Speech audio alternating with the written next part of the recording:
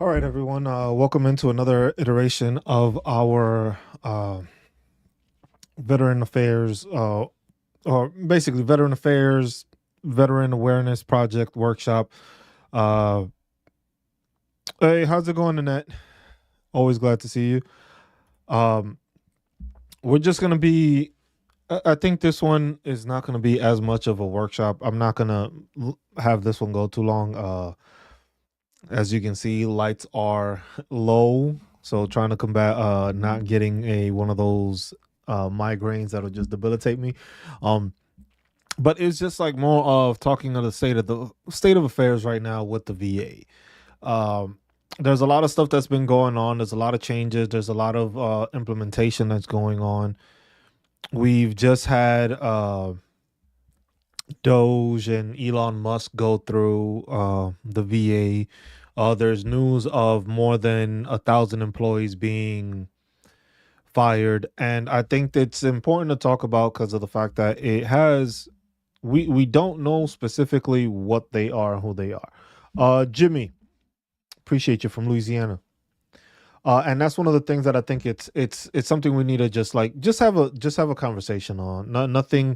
Nothing that it's too in depth or too political and stuff like that. It's just like what can what can these things affect? The one of the main issues we're having right now is that we don't have specifics.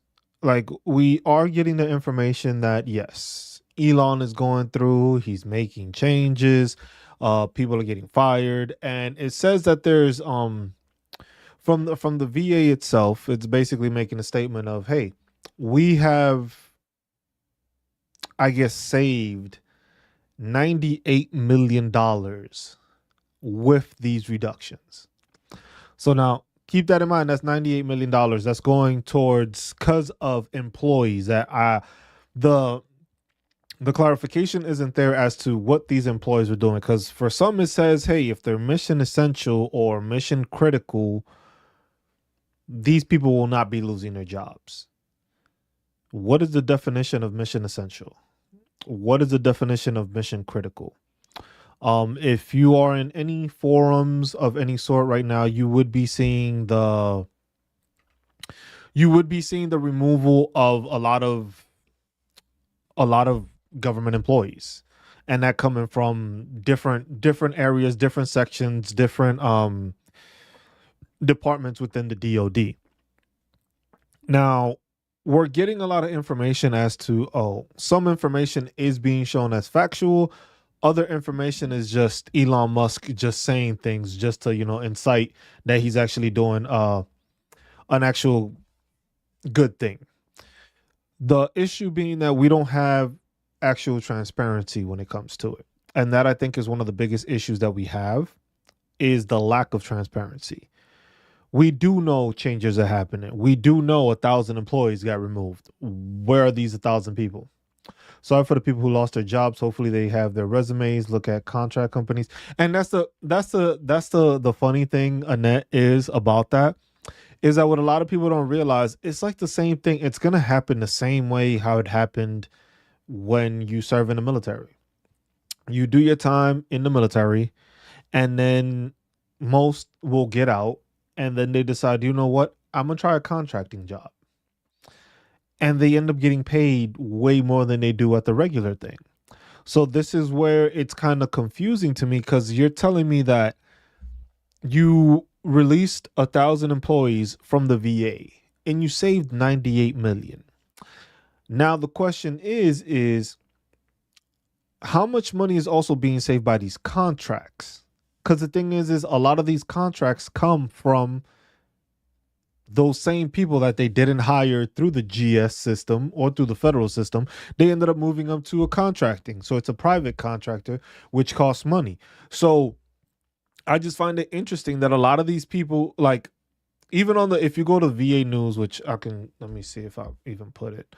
I don't think I set it up, but um, even if you go to like VA news, right? You go to VA news, and what does it show? It gives you the information of what's missing, who's not there, stuff like that, right? So the whole thing is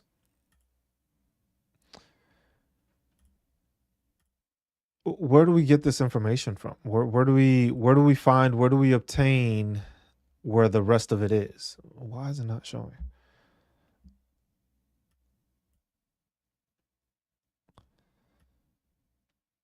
So that's the big thing we have going on right now. So mission critical, mission essential, that's what we've lost. What does that mean? Who does that entail? Who specifically is losing their job? I think is the better question to ask, because the thing is that differentiates how it affects veteran affairs. Because the thing is right now we're already on a backlog, right? We're on a backlog with the federal system. Our appeal system is already like 3 years backlog. Just people trying to get appeals.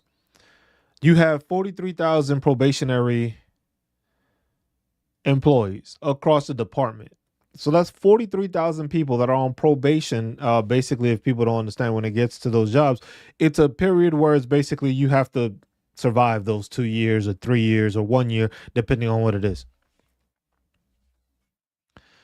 It's the underlings, and that's the thing, and that's why it's just like it's interesting that people don't understand. Like, people need to realize it's just like there's 43,000 probationary. They got rid of 1,000. They got rid of 1,000.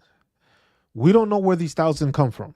That's the one thing that we have been lacking when it comes to transparency with this Doge thing. It's just like there's a lot of stuff coming out. There's a lot of information, but there's no actual documentation. Because if you're telling me that you fired 1,000 people and you saved $98 million, you should be able to show that. Why? Because this is public. This isn't a private corporation. This is public information. So those jobs that were lost, we should be able to look up with no issue. Like, hey, this person was getting paid this amount. This person was getting paid that amount. It's a public information. It's not like this is hidden. So the thing is that's what makes it more intriguing when it comes to looking at this. Is just like you fired 1,000, but you don't specify where these 1,000 come from.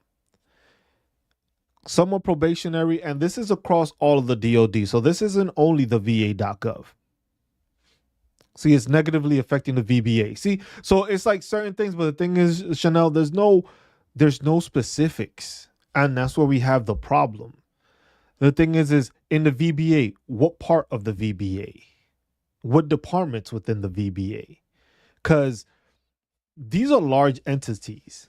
The Veterans Benefits Administration and the Veterans Health Administration are two different things. Now, you work with, okay, but it's just like, where's the differentiation? Like, where do I know where my money actually went to? Because the thing is fine. You are saving 98 million per year, right? I figured it's going to be the VA disability claims because it's going to be a backlog. It's going to slow stuff down. Because you got to remember, if you are taking away 1,000 employees and those 1,000 were the ones, hey, they could have been VA raiders that were on the probationary period. Because remember, the past couple of years, after the PACT Act was signed into play, the VA started hiring a lot of VA raiders. And they started getting more CMP exams. They started getting more of that. Are these the same people being, dismissed? Or are we saving 98 million for people that have been in place for so long that they haven't done anything? The lady who does the claims can't come without getting permission now. What do you mean by that, Chanel? Because that's the thing. It's just like all this stuff is there, but it's just, but veterans are taking a hit here, and I'm sorry to say it. I heard people with less than 2 years probationary.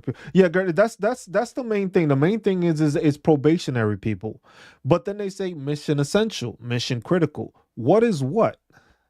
Because the thing is if you're able to remove these probationary people, then that means there's other people there that's doing it. But at the same time,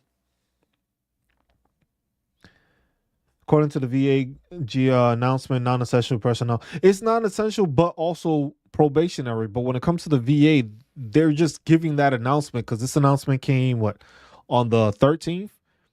And it just says the dismissal of more than 1,000 employees.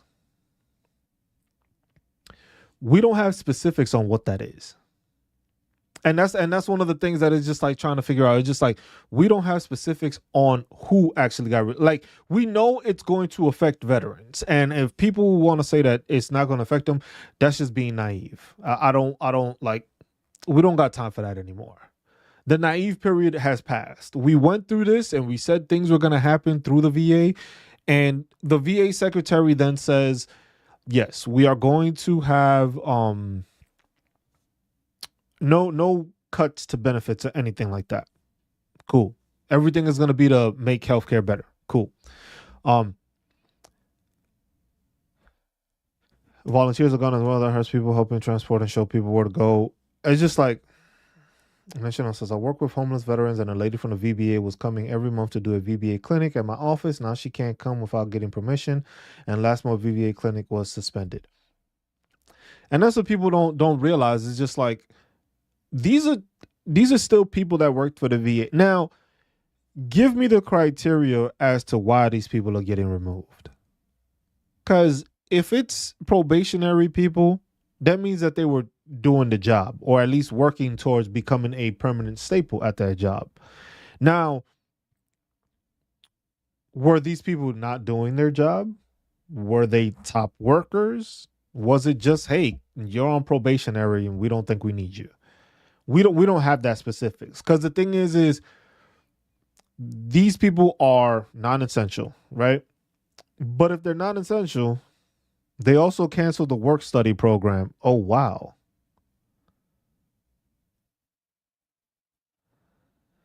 See, now that I hadn't heard of. She's been there for 20 plus years and does an amazing job. And that's the thing, Shana. The thing is that's the problem we have. The thing is these cuts are being made with no backing. Like, how do you choose this? How are we doing this? Are we actually evaluating the people that are getting removed? Hey, we have to pay Elon Musk now. It's not even the thing that bothers me about it is just like, look, I understand what he's doing. I understand. I don't disagree with it entirely. I do understand that there is a lot of bloating in these administrations and these departments. I do understand that. The problem is that you have a person that has no auditing background. Yeah, they're cutting. They're running the thing is what bothers me the most is that you're running the VA like it's a business, and that's the part that bothers me. Because the thing is the VA doesn't have outside entities controlling the VA. It's the VA run by the people within the VA. They have their budget, and that's what they work with. Now you have somebody that isn't a veteran, has no idea how any of these systems work. What's up, JC? Have no idea how any of these systems work, but you're gonna go and you're gonna start be like, you know what, you're fired. You're fired. Oh, you just started working here how long ago? Yeah, you're fired too. But there's no actual direction as to who's being fired, why they're being fired. You have the whole hey, you are not no longer going to remotely work, so now you got to come back into the office. That changes the perspective. Then you had the people that, hey, if you wanted to leave early, you would be able to do so and get reimbursed for it. So it's just like you're trying to get rid of people by seeing if they'll resign on their own. You're trying to get rid of people by saying you're not going to hire anyone anymore for at least the 90 days while you're going through this fiasco. And then you decide, you know what, we're going to already cut 1,000 people and most of them are probationary. But the thing is it doesn't specify that on this document. It says it announced the dismissal of more than 1,000 employees. Those dismissed today include non-bargaining unit probationary employees who have served less than a year in a competitive service appointment or who have served less than 2 years in an accepted service appointment.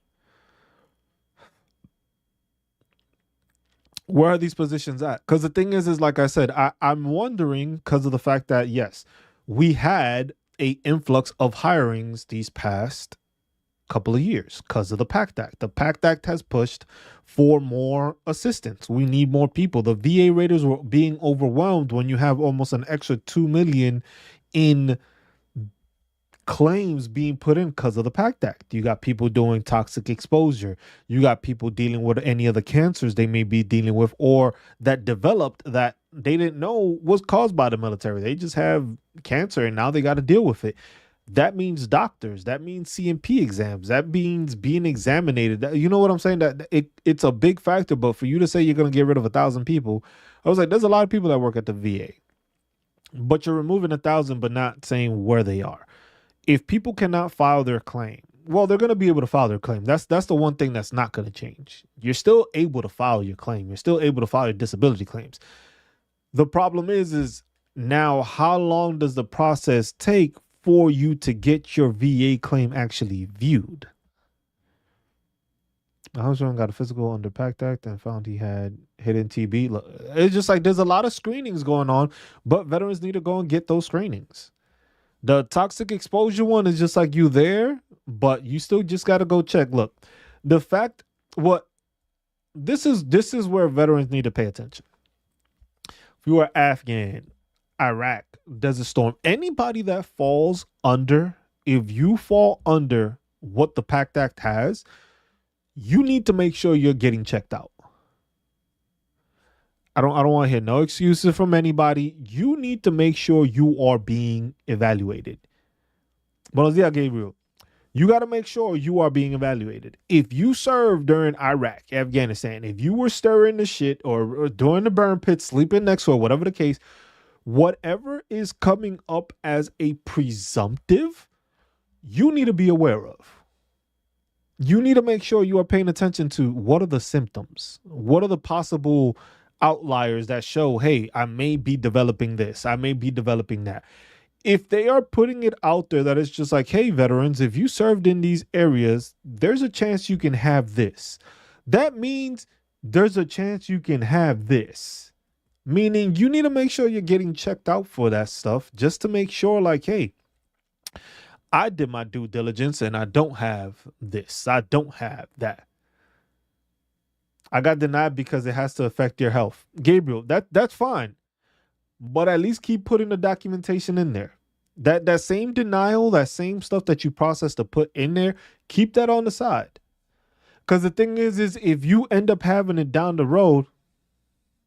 Oh, no, I understand. It's not just burn pits. I just like using that example because that's what a lot of Iraq and Afghanistan veterans dealt with. The toxic exposure, like radiation and other chemicals exposure, it all counts. But I know for most it's just like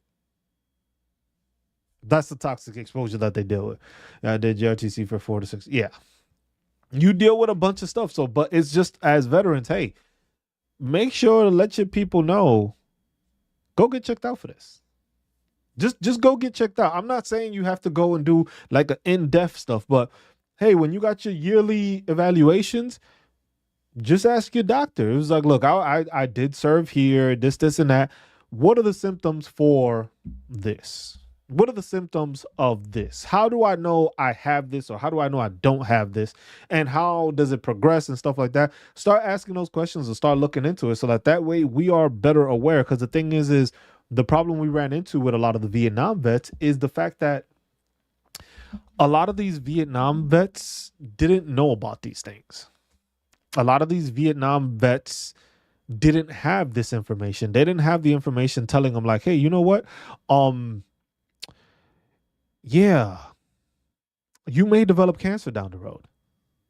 For a lot of Vietnam vets, they are dealing with the cancer right now. It's not even that that they didn't know about it. They are dealing with the cancer. They went through the issues and are dealing with the cancers at the moment. And then after the fact is being notified. It was just like, oh, this might have been caused by the military. So as a preventative, or at least to try to get ahead of these issues, that's what we have to do. Yeah, a lot of bases still have that, Gabriel, but the thing is not notated. When it comes to toxic exposure, mold is toxic exposure. Mold is not something you should be breathing in on a regular basis. But you go to most of these bases with these bullshit ass housing that they build that's supposedly brand new and it's just full of mold. And what do they tell you? Shit, there was plenty of times you just told people, it's just like, hey man, you just got to wash it off, bleach.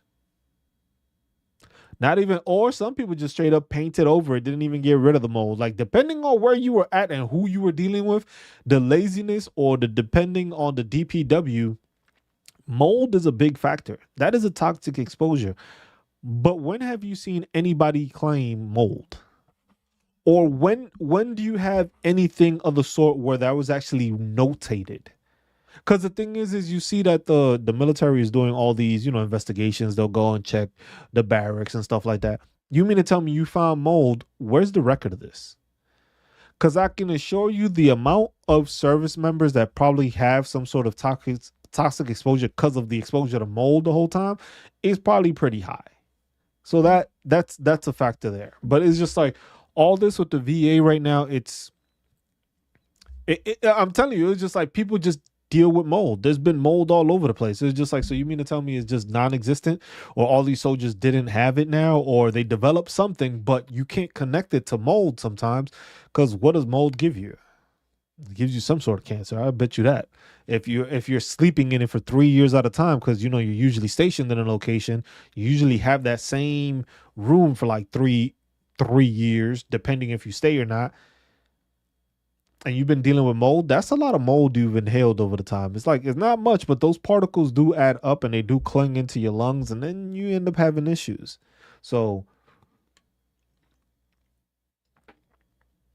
but that's the thing with the state of affairs with the VA, is just like right now we are in I guess you could say we're in a holding pattern. Right now we just went to the arms room at 4 a.m, and now we just sitting. We don't know when the range is going to start. We don't know when we going to roll out to the range. We don't got none of that information. Right now, we in the arms room just grabbing weapons. We don't know what the outcome is, because I can assure you that a lot of people are just trying to say that, hey, 1,000 people isn't bad, stuff like that. The thing is this is what they've cut so far. There isn't a tell of, hey, we are only cutting 1,000 jobs. They haven't said that. The 1,000 plus that they removed, they haven't said that this is the end. They've just said so far we've realized that there's over 1,000 plus people that we have that we can get rid of and save us 98 million. Now, like I said, not knowing where these positions come from, not knowing what they were doing is detrimental, because now it's just like, yeah, you're cutting people, but where are the cuts coming from? Is it something essential? Was it a doctor that's been in the VA for so long that he's getting paid hundreds of thousands of dollars and he sucks? Do we know if that was the case? Do we know if it was a great doctor, one of the better doctors that was just been there so long, getting paid so much that the VA was just like, you know what, you cost too much. You're a great doctor, but we can't pay you this no more. When it comes to contracts, because the thing is this is just personnel. How much in VA contracts have they looked into? How much in contracts of contracting out CMP examiners and stuff like that? How much have they done, or how much have they evaluated it? Because the thing is to me, I find it interesting that in a matter of less than a week, you are able to find all this information, but not be able to produce any documentation for it. A woman for 20-year contract was fired. No insurance and no. See, look at that. Somebody just said, Gertie just said, a woman with a 20-year contract was fired. No insurance and no notice.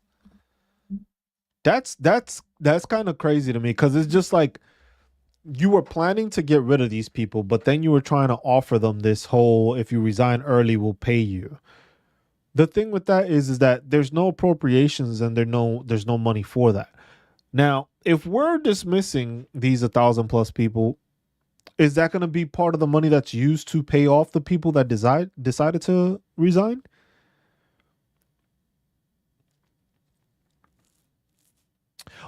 Probation means people under 2 years. It depends on your probation period, because depending on the job type and where you are, the probation periods are different. It can range from 1 to 3 years, depending on the position you're going for, depending on the position itself. Is it like a position that they made that may stay around, may not, and you are the deciding factor through the probationary period? So there's different types when it comes to probation. So it could just be 1 year, it can be two, or sometimes it could even be three. A good forum that I've seen, it's on Facebook, and I believe it's like a veteran federal something. Let me see if I can find it for you. Um, but it's basically like a group where it's nothing but veterans to federal government jobs is the page on Facebook. And if you start looking at that one, that on Facebook has tons of veterans in there. It's basically veterans posting jobs, or sometimes they put job postings, or people have certain questions when it comes to stuff, the same way that people have like the veteran info one, which is basically the same thing. So having that 5 or 10 point preference is out the window. We don't know.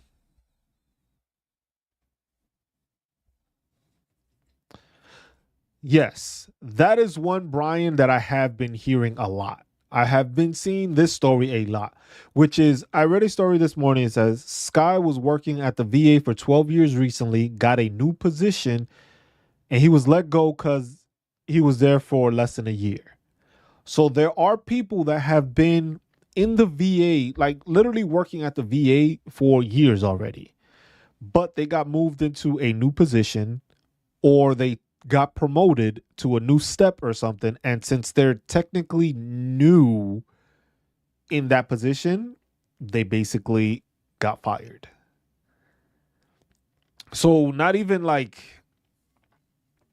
that's the crazy part. So it's like you had somebody that has been working in the system and has done a good enough job that they were able to get promoted, or they moved to a different job type, or different just a different job, but they were there for so little time that the VA just decided to cut them.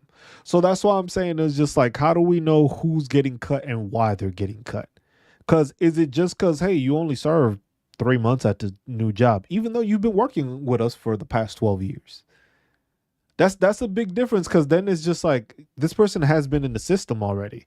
They've been working, so they should have a track record if they're a good employee or bad. But that's the same thing. It's just like, how are these people being evaluated? How are you evaluating these people? Like, are they meeting the criteria that is needed for VA raters? Like, are they meeting their quota? Are they not? How many mistakes are they making on their VA ratings when they do them? Like, all that information is, I think, important, because it gives us a picture of just like, you know what, this person got fired because he was trash. I got no problem with that. But like mentioned, and on the Facebook group, it was just like, you see how many people,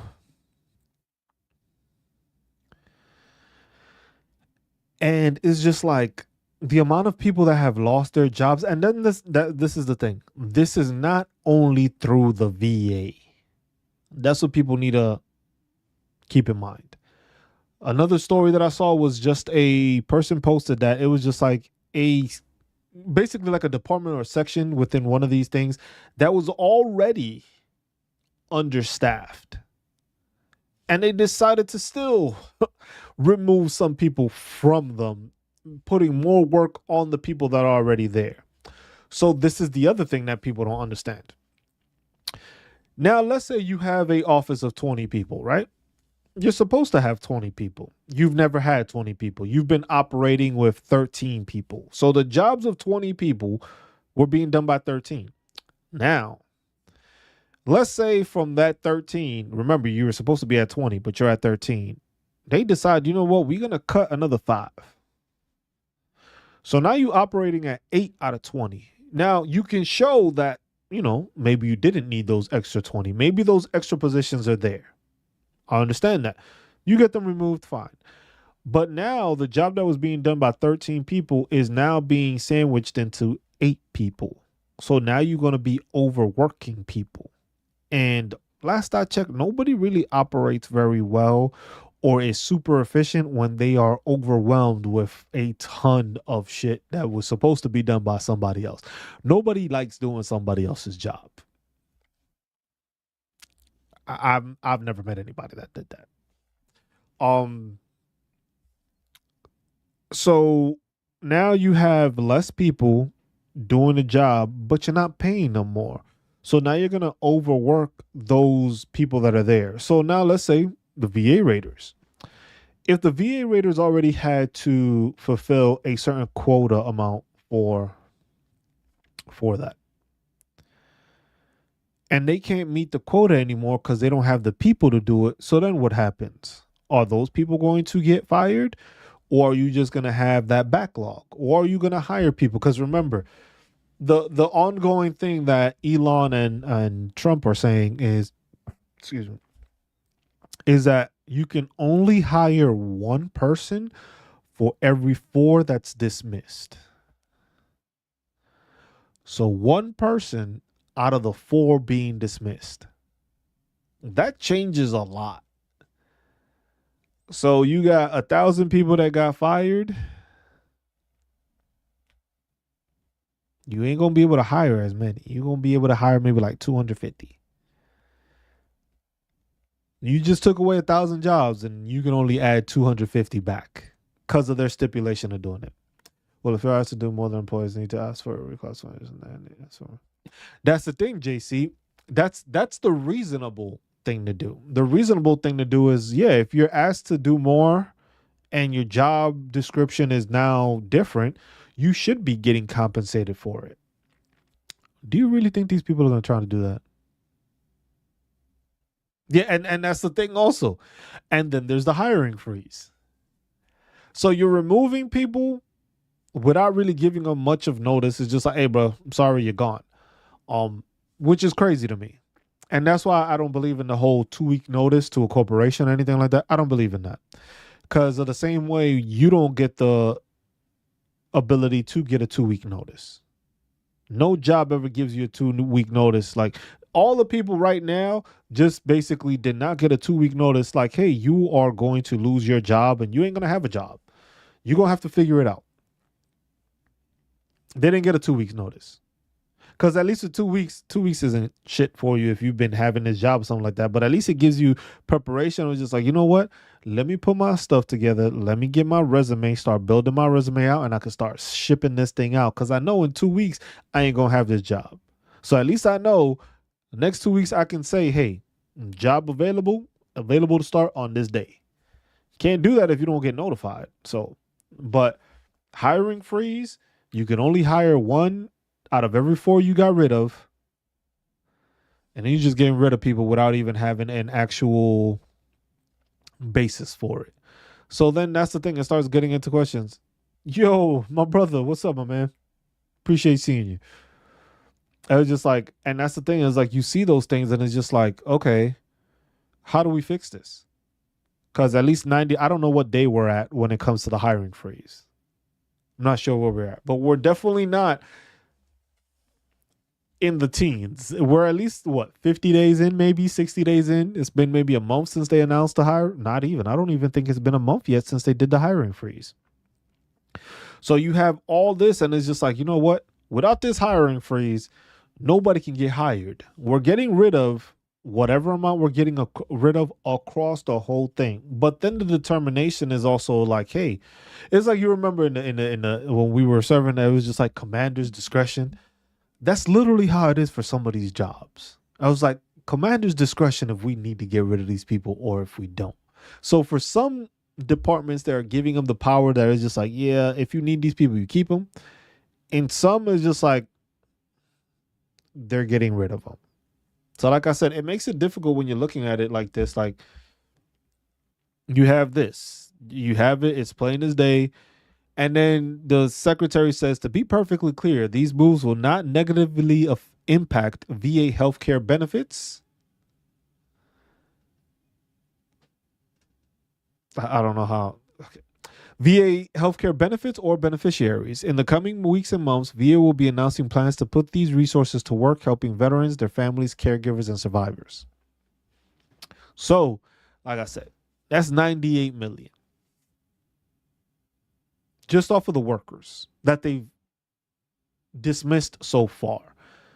Doesn't mean there's not going to be another wave of cuts. That's the problem that I think is ongoing here. Is just like There's no telltale that's saying, hey, this is the first thing. Because the thing is just like they are going to these places and they're just getting rid of people on first sight, basically. I was just like, oh well, don't need this, don't need this. It could be an influential or beneficial program or section or something like that. These people are just looking at it just like, ah, this doesn't make sense. All right, boot it. So you got 98 million going towards that. Where's that 98 million going? Can you give me an explanation? Because I know there's contracts also that haven't been viewed. You haven't observed them. You haven't looked into how the contracts affect. Because that's the biggest thing with our government is contracting. The biggest expenditures are from contracting. You contract this company to develop the new stealth fighter. Anything they believe, and that's the crazy thing is the DEI thing. That's a whole nother thing. That one is interesting to me because it's just like you're trying to remove stuff, and it's just like I'm not entirely sure how these people think that this is benefiting anything. I was just like, with this whole DEI stuff, it's just like, explain to me which one is it that you have a problem with. Because the thing is for way too many people, it's very easy to say, oh, that's a DEI hire. Which part? Was it the diversity? Was it the equity? Or was it the inclusion? Because the thing is the tall tale that a lot of people are saying is just like, oh, DEI, right? The part that bothers me is just like, what corporation do you know hire somebody that's not qualified? I'm just trying to figure that out because I still haven't been able to find a location or a place where that happens. Find me a place where an organization, a company, a store, or somebody hires somebody that isn't qualified. Because the thing is what you're saying is, if you're saying that a person is, you're doing DEI, and that's because what? They are a person of color, or they are a woman, or they are disabled. I was just like, you mean to tell me that a company decided, you know what? I'm going to hire this person, even though I know they can't do the job, but they fit the DEI. No, let's stop the nonsense, y'all. That's just pure nonsense to even look at it that way.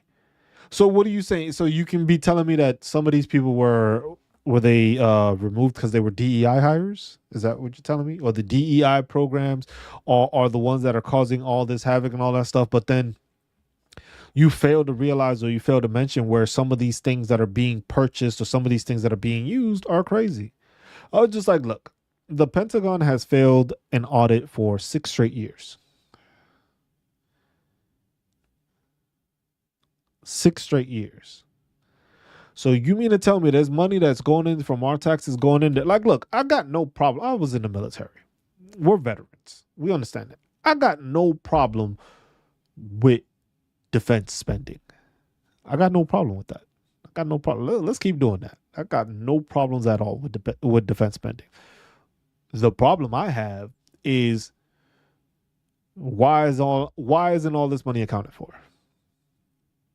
I was just like, when you see some of those billeting bills and those invoices and stuff like that, and you see they paid $1,000 for a damn fucking toilet. Where are these toilets at? Because I know they wasn't in the barracks. They sure as hell wasn't in the barracks. Where are these showers at? They sure wasn't in the back. You know how many rotations went through NTC or JRTC and had to deal with those showers? You know how many people had to go through those nasty ass showers that were like falling apart, that you knew you had service members going through it, but you still couldn't fix it? Those are the things that it's just like, it starts being, you have to start questioning, is like, where's this money going? How is this money going to be spent? Because yeah, you saved 98 million per year. Was it that you saved 98 million this year, which I guess it would be for this year, and then the following years it would probably increase? Money could have gone to fixing the barracks. That 98 million alone, but this is for the VA. So this money should go to where it's needed. So when it comes to healthcare professionals, With 98 million per year that you are gaining, that means you can probably get more doctors, specialists of certain kind. If you got 98 million, that means that you should be able to supply people more doctors. If it means you have the PACT Act, if it means you have possible cancers, if it means you have possible toxic exposures, that 98 million should be going to those issues. I don't want to hear about the money's going into this. No. The biggest issue where we fell back in money was because of the PACT Act, which was beneficial to millions of soldiers or veterans. The PACT Act was influential and beneficial for millions of veterans. Million plus 2 million, almost 2 million new claims came through with PACT Act involved in it, meaning you have at least 2 million veterans that either have symptoms of something that's already there or are dealing with a cancer or dealing with, mostly it's like sinusitis and rhinitis, which I'm dealing with, but I need to get it diagnosed. But clear as day, I have the shit. They've seen it. It's just I need to have a medical diagnosis for it. I don't need to claim it. I'm already 100% PNT, but it's just like clearly I was in those areas. Clearly, yeah, see my deployment record. Clearly, I made instances and said stuff about this, but it's just like you have to go through the whole process of it. But at the same time, it's just like you now see that these veterans are dealing with cancers. So why not put 98 million to those doctors? Now, if people were to say it that way, I don't think any veteran would have a problem. I don't think any veteran would have a problem if they were to say, hey, look, this 98 million that we just saved, we are going to put into healthcare, but it's going to benefit those veterans that are dealing with toxic exposures, cancers, those Vietnam vets that are dealing with the Agent Orange issues. At least we're going to try to help them on the back end while we can with this money we saved. Because where else are you going to put the money? You're going to take 98 million and what? You're going to decide to rename a facility. So you're going to waste like $1 million just to put a new nameplate or something on a damn. No, I was just like, let's talk about if we're going to be efficient. There has to be a plan on the back end. You can't be efficient but not have a plan, and that's the part that bothers me. Also, it's just like we have a plan to save money. We're gonna cut money. We're not going to cut money from the VA. We're just going to limit where the spending is going to, but we're not telling you what the spending plan is planning to be. Like, yes, I know it takes time for them to develop that, but the same way they were able to get rid of 1,000 employees and tell me that they saved 98 million off the spot, it means that you should be able to look into and start looking at different contracts and stuff like that for doctors to benefit those soldiers and those veterans that need the assistance. Is that going to happen? We don't know. Who's putting this together? We don't know. Is Doge going to be in charge of that? And then the other part, Secretary Doug Collins is now in charge of 2 other offices. Like, bro, we got our own issues. The VA has its own issues, but now you putting the same guy in charge of 2 other departments. So this man is the head of 3 different departments. So now how does that benefit us as veterans if you mean to tell me that this person is in charge of 2 other things? Hey, Brian, I appreciate you tuning in, man. Appreciate you. But it's just like that's what just like now is just like not only is he the VA secretary, but I forget the other 2 offices now he's in charge of too. So now how do you mean to tell me that this person, knowing that there's the problems with the VA, knowing that us as veterans have been complaining about the issues with the VA, you're going to put this man in charge and split his duties 2 other ways? How is that beneficial to veterans? Because then he's not really going to oversee or really pay attention or keep in mind what to do with those 98 million when he got to deal with the other millions and the other departments also. I forget which one they said it was, but I just saw that and I was just like, that's so interesting for me to see. Just like you have you have that issue now where it's just like this dude is in charge of different areas. How am I supposed to know that he is putting his due diligence or his full effort into fixing the VA? You can't say that anymore because it's not his only job. He has multiple jobs now. I was just like, something's gonna tank. Something's got to give. There's not gonna be a way to tell me or anybody could tell me that, you know what, this is what's gonna happen. This is, you know what, he's gonna fix it. Am I hoping he does? Of course I do. Of course I want him to fix it. The problem is like, how well is he gonna do of a job? How well is he gonna fix this? How is he going to be able to differentiate or prioritize veterans? I think is the biggest thing. How does he prioritize veterans? How do we know that, you know what, he's putting the VA department first? How do we know that? As a veteran, how do you know that? I was just like, the same way, it was just like, look, like I said, I don't like to make things political, but this was what was voted for. Fine. Now we got to make sure they're doing their job. Because right now, as the look of it, of all the talk and all that stuff, we're not benefiting from any of this.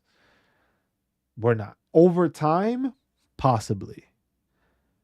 But we still don't know what these rounds of cuts, what these rounds of budget fluctuations or changes leads to. Because like I said, like with somebody mentioning that it was just a person that was doing a VA clinic, that they've been doing it for years, lost their job.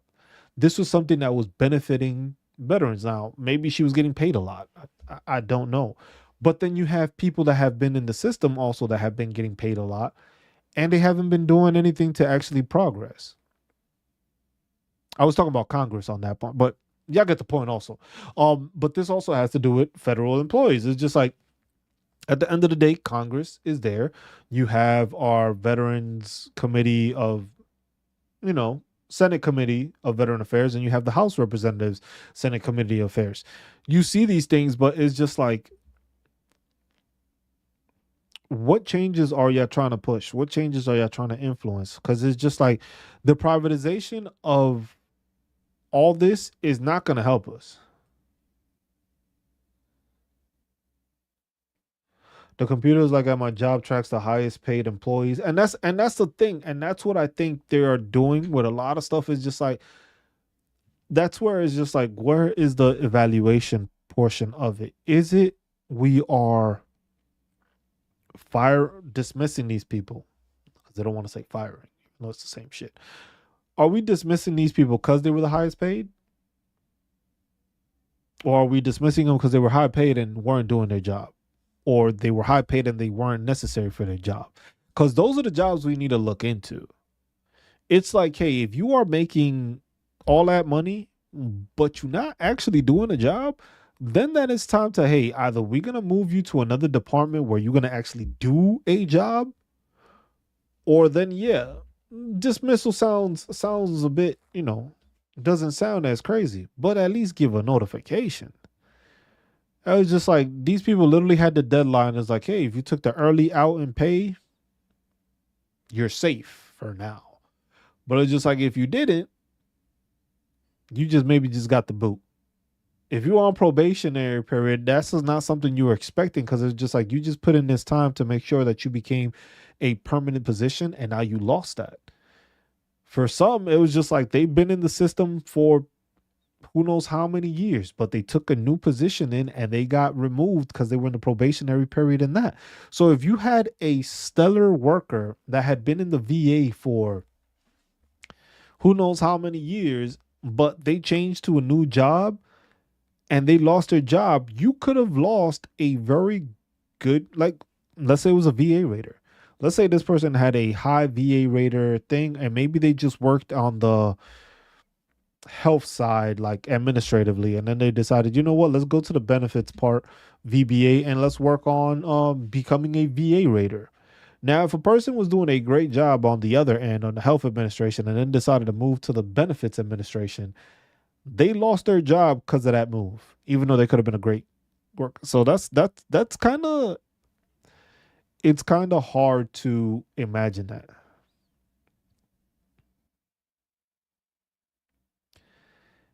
It's I don't I don't know. Like that's why it's like it's hard to converse about this because it's like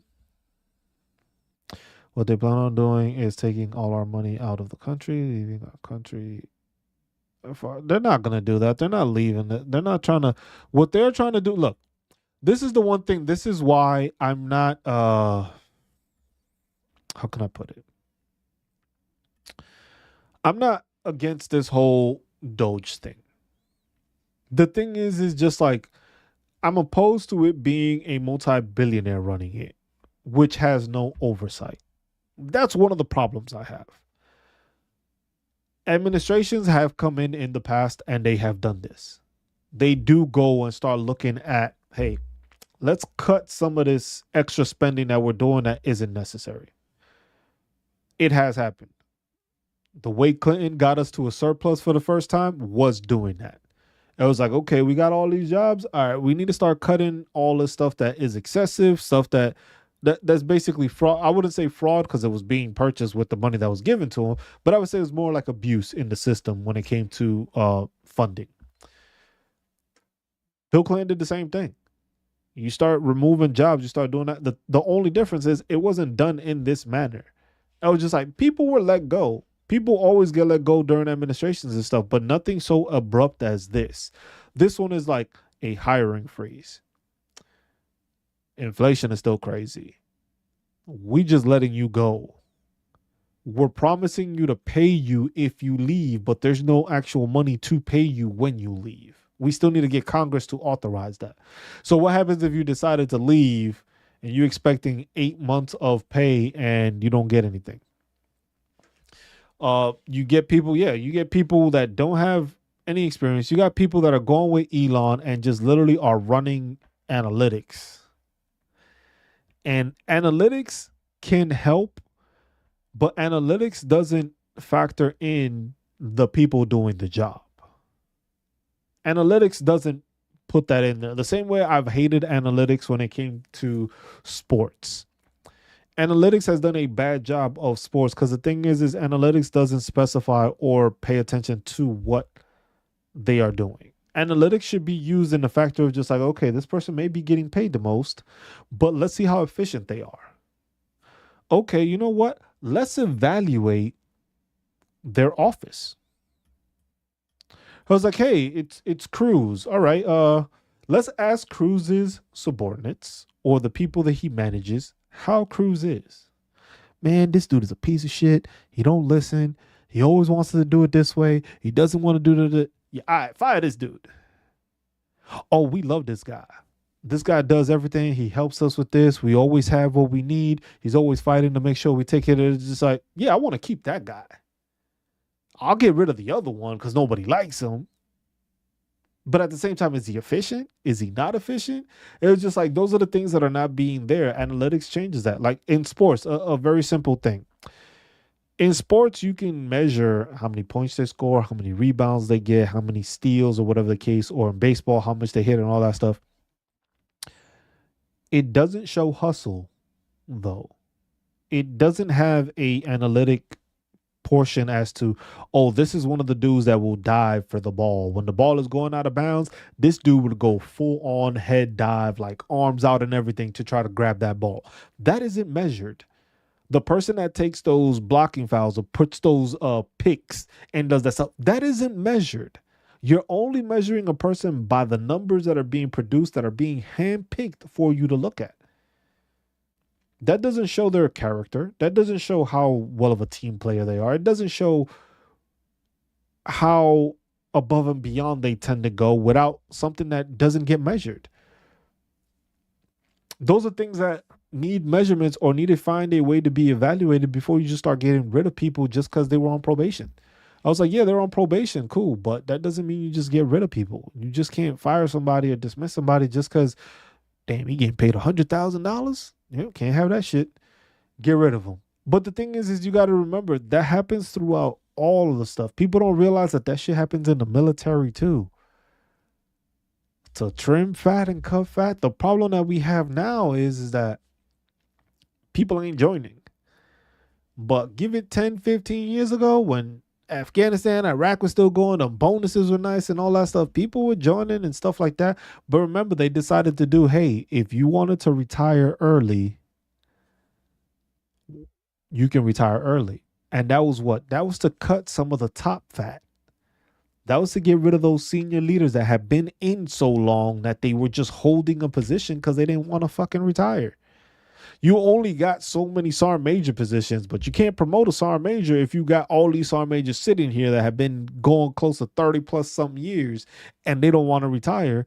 You can't put somebody else to take another position that's already filled. So what happens? Hey man, we're offering early retirement. You want to retire at 15 years and you've been there and we know you ain't going nowhere. You haven't been doing anything. Go ahead and retire. That opens up a whole bunch of slots. In this case, we're getting rid of a lot of slots, but these slots are being deemed unnecessary. Some slots are going to be unnecessary, some not. But like I said, this is just the first wave. I think this is what I think is happening. Is just this is the first wave of these actions. Because right now, this is Doge going through without any actual documentation or any real transparency. Because look, the biggest issue I had, or another one of the issues, because I have a ton of issues. The issue I have with Elon is that this guy blatantly said he lied about the numbers. That I think is the part that bothers me the most, is the fact that he stated he lied, saying that, oh, I'm not, nobody ever bats 1,000. You are auditing the federal government. I don't want to hear, oh, nobody's going to bat 1,000. Bro, you're looking at the numbers. How do you not give the correct information for the numbers? Because what was it? It was just like, oh, what was it that he lied about? That it was just like, oh, I found that Gaza was receiving, what was it, like $50 million in condoms or some shit? Some stupid shit. What that was mentioned, and then there was other things that were mentioned, and he was just like, oh no, I'm not going to be correct on all of that. I was just like, excuse me. I was just like, so what are you going to be correct on? Because this is information that you are telling us.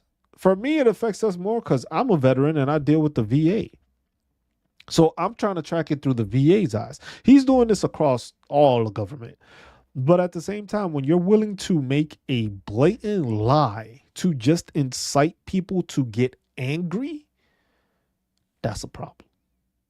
Because literally, then what exactly are you doing if you can't be truthful about factual information? Because the thing is you're looking at numbers, right? You're looking at personal information. You're looking at people's information and you're looking at veterans' information and all that stuff. You having access to this is beyond, that's a whole nother thing. But the fact that you can just make up bullshit and run with it and then post it and act like this is like legit is the problem. Because you want to talk about transparency, you want to talk about misinformation, but you are literally causing misinformation. You're causing misinformation because you're telling me that you found $50 million that was doing this, and then it was going to that, but it wasn't actually doing that. So was it actually $50 million? Or was the whole thing false in total? So did you actually find 50 million? Was there 50 million that was lost or gained or whatever the case? What is the amount of money we've saved? Because it's to be more efficient, right? Where's all the money we've saved? It's not going to be like right away, but at the end of the day, where's the listing of all the money you're saving us by making these cuts?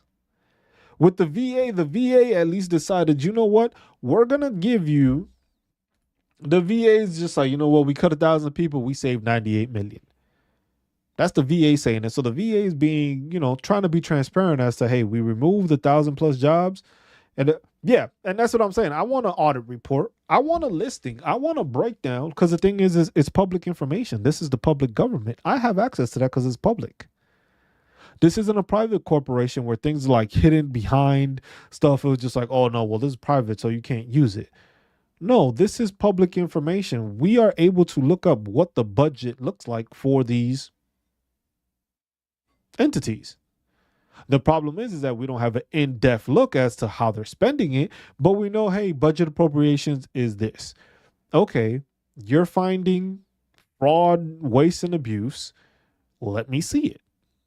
Let me see where this money's coming from. The same way, like I said, with the veteran affairs, let me see where these veterans are going to be affected. Because if you're telling me that that's not happening, okay, I can listen to that.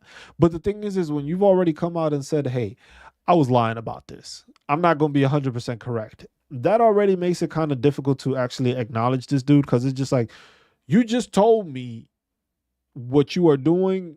You kind of not even sure of what you're doing. So when you're removing people, because the thing is this is something, the dismissal of these people, I would say, should come from the VA secretary.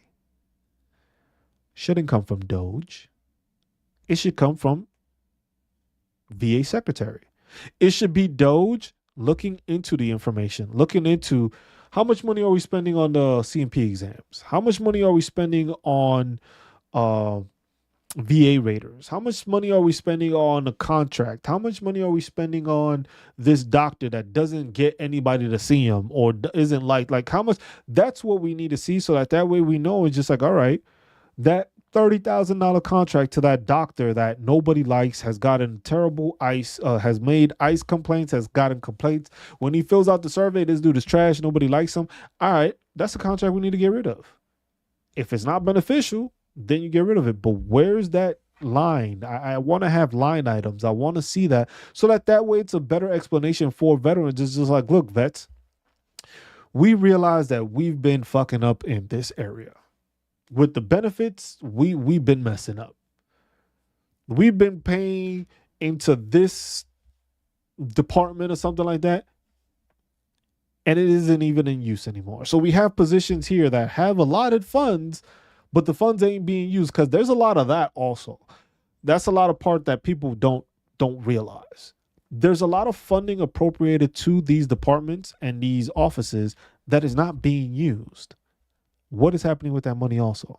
Because like I said in the instance earlier, if you have that section or that department that has those 20 heads that is supposed to have 20 people, but it only has 13, that budget has an appropriation for those extra 7 people.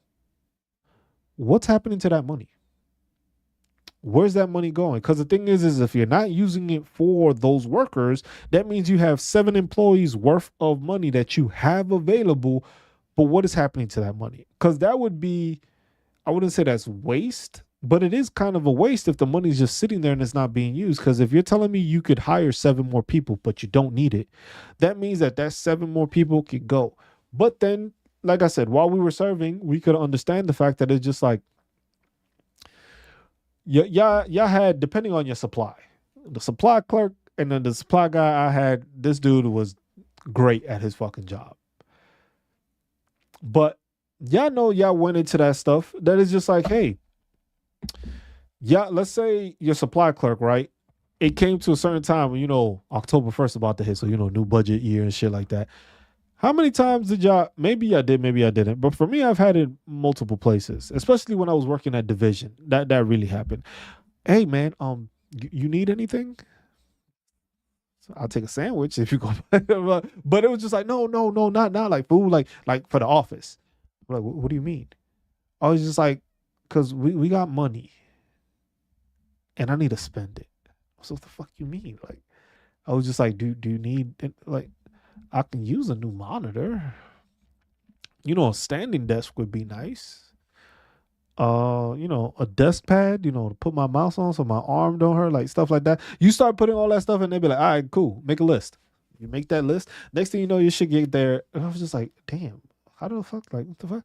I got a chair, I got a desk, I got a new monitor, I got a new mouse and keyboard. And it's just like, why? Because the money had to be spent. Because if the money doesn't get spent, it gets reduced.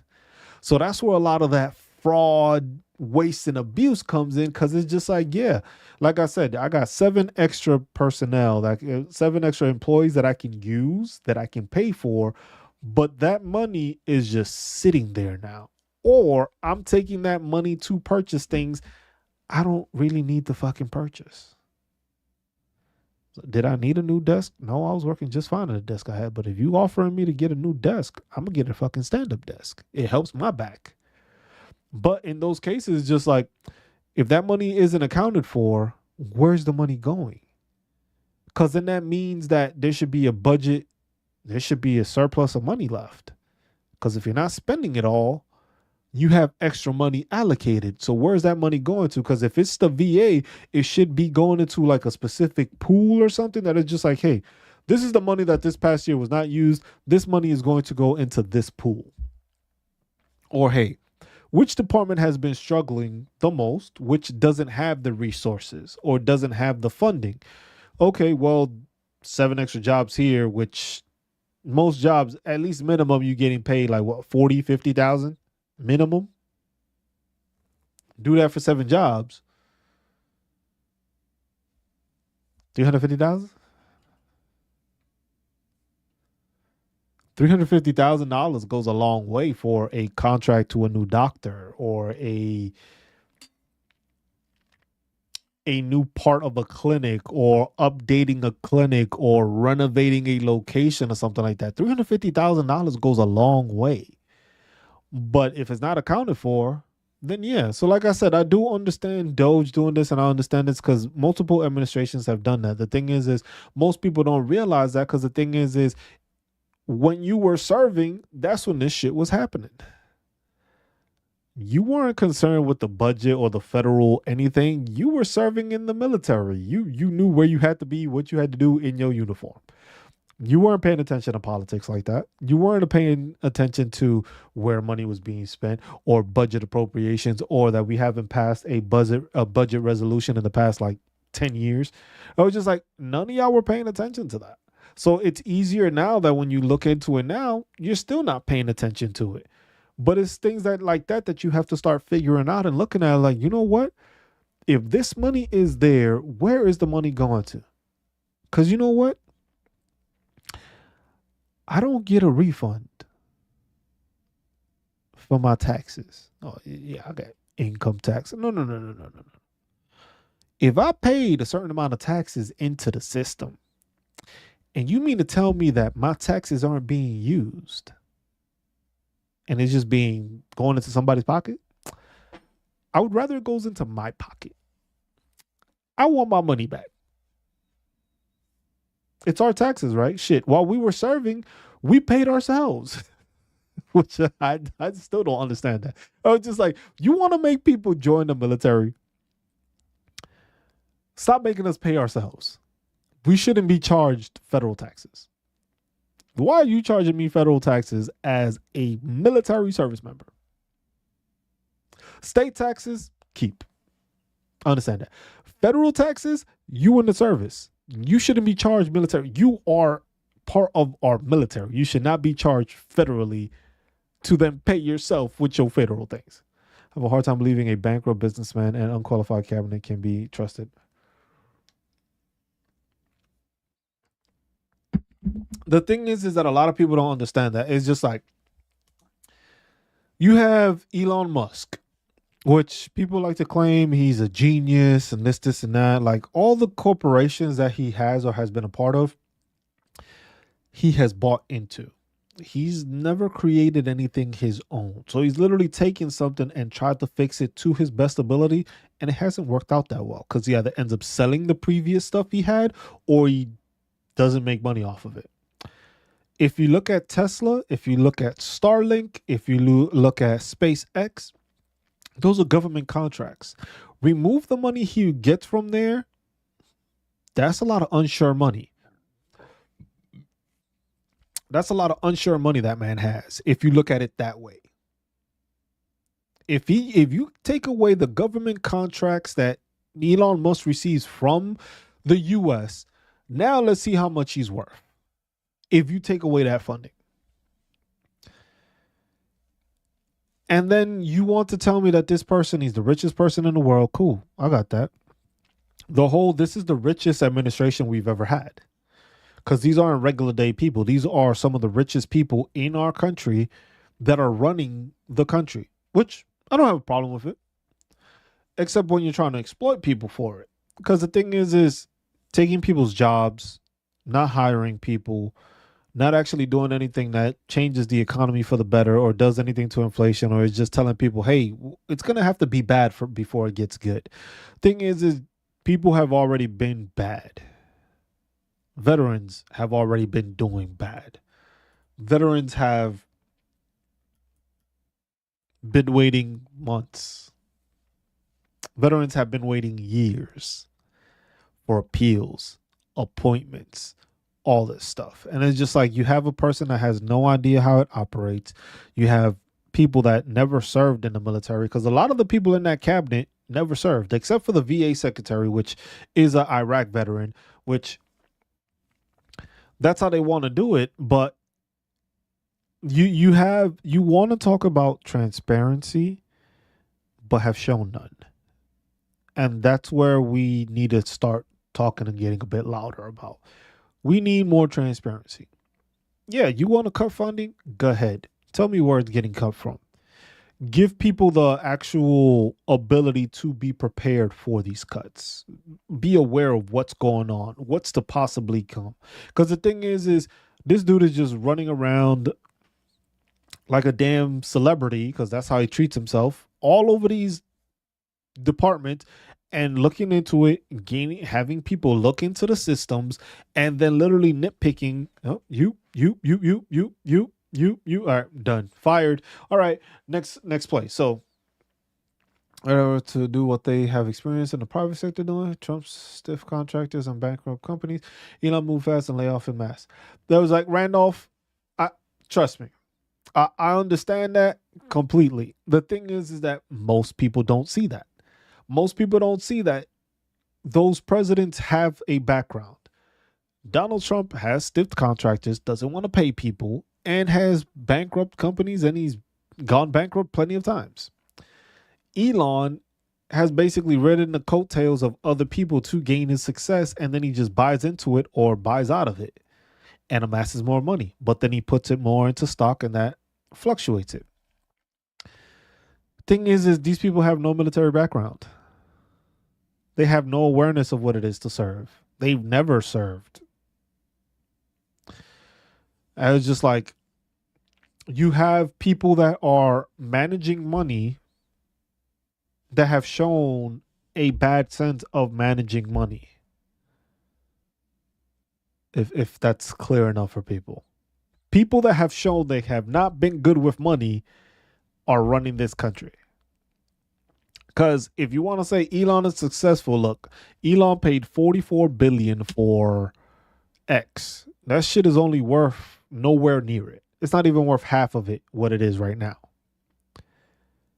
And he did the same thing with his company that he's doing here, where it's just like, hey, we're going to have mass reductions, and we're going to offer you, because this is the same thing that he did with X when he took over. We're going to offer you a buyout for a certain amount of time if you decide that you want to leave the company. What ended up happening? All those people ended up losing their jobs, tried to take the buyout, were never paid the buyout because there was some he used some part of the law which said something which caused for him not to have to pay all those people. So all those people got promised that the same thing. It's the same thing that I see happening with these federal workers that are just like, you know what? I'm going to take this buyout. And we're taking this buyout. And next thing you know, you're not going to get paid. So you thought you were going to get 8 months severance pay or whatever. Because for some, that's a nice lump. That's a check. But then when you realize you ain't going to get none of that shit, it's just like, shit. I was expecting to get $30,000 or something, and now all of a sudden I ain't getting a damn thing. So, but now I got to deal with the consequences and still try to find a job, still try to support myself, even though that's not happening. The other thing, when it comes to the military stuff, the whole vaccine thing. Oh, service members are able to come back into the service if they were forced out because of the vaccine or whatever the case. And this is what I got to say to that. At least 80% of those people wanted the fuck out. Don't let's not lie about this. A lot of people they decide, hold on, you gonna let me get out the military, even though I got what 3 more years in this contract, and you telling me that if I decide because I don't want to take the jab, I can get out. Most of those people are out. They ain't coming back in. Most of these people were younger soldiers and stuff like that that are now getting more, making more on their disability checks than they are while they were serving. Without the problems, without the stress, without the stuff, you may have the issue where you don't have the friendship isn't there, the same thing. But at the same time, all these people decided to get out because it's just like, I'm gonna make more money. They figured out, oh, I'm making more money with my disability claims and doing what I'm doing, or going to school, using my GI Bill, stuff like that, using a VRE program, using that, and you're gonna back pay me to go back. But there is like a little fine print part to it. Yeah, they're proposing to let them in with back pay, but there's a little justification that I saw somewhere that I was trying to confirm, but I haven't been able to. But so I'm gonna just put this out, but don't take it for my word yet because I haven't been able to find an actual like document that shows it. But they're saying that it was like you'll get back pay to a certain amount depending on how much you made while you were out. So you would be getting back paid because you got to remember somebody's been out. It's 2025 now. That shit happened in 2020.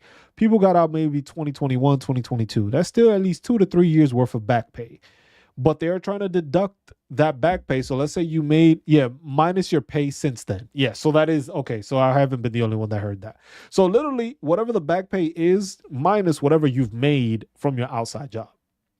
Or they're trying to say maybe with what you made in VA disability reduced, and then we'll let you back in. So you're not really getting back pay for the time you would have been serving. You are basically getting paid for what is being deducted from what you made and what you could have made.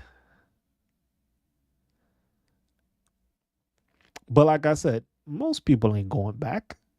Most people use that in the shit. You're gonna get me out my contract with an honorable discharge. Nothing wrong because I don't want to take this thing.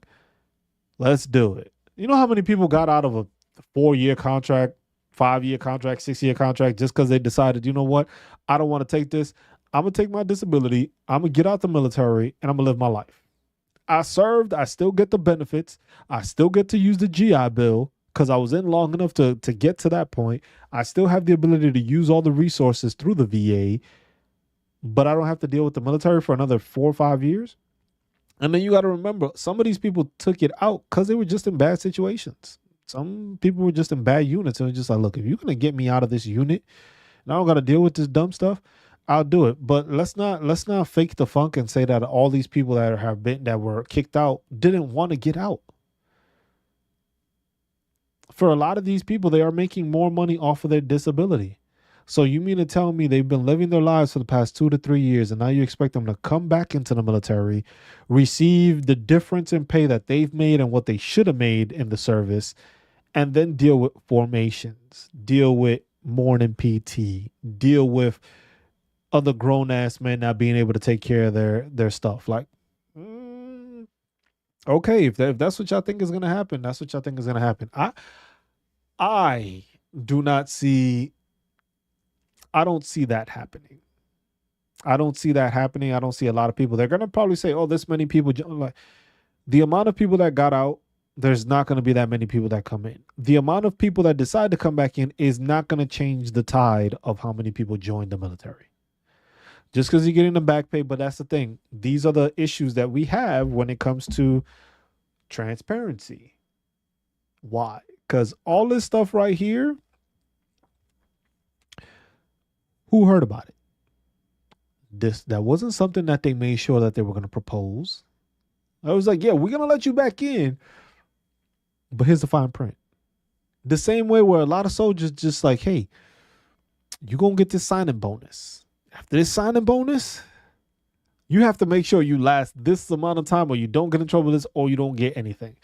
And a lot of people get burnt that way. I've had a few people in our guard unit took out in spring 23, but they called them back to do rear attachment when we were on deployment. Oh, okay. So we have a few people in our guard unit took the took out in the spring of 23, but they called them back to do rear detachment while we were on deployment, and said they could only do state orders, not just. So it works. That's not a bad thing. But at the same time, those people didn't get no back pay, did they, Randolph? They got called back, but they didn't get no back pay. Because how does that work exactly for the National Guard? Because the thing is y'all don't get paid full time. So whatever y'all been doing outside of it is clearly going to be way more than what you were doing on the guard or reserve side. So it's like, what back pay? They might try to tell you that you owe them. Knowing how these people are. The military likes to screw you with your money. It was like, nah, bro, you owe us money for you coming back. Because the money doesn't add up. But that's what I'm saying. It's like for active duty, it still doesn't add up. The amount of money that literally you would need to just survive throughout the year. Because look about it like this. A private negative, they didn't. See, I know they did it because that's not, they're not going to receive that. It's a tricky situation to tell people like, hey, we're going to pay you on the back end, but then not actually pay them on the back end. Or at least tell them what the stipulations are. Because the thing is I bet you whoever is deciding, you know what, I want to rejoin again. Why? Because I heard these people are going to back pay me.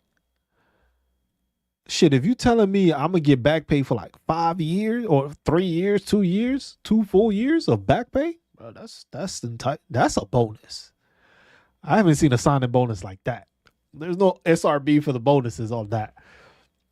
But how legit is it? It was just like, we've seen this before. It happens all the time where companies are just like, hey, we have, and then next thing you know, it's going to be, oh shit, we don't got the money.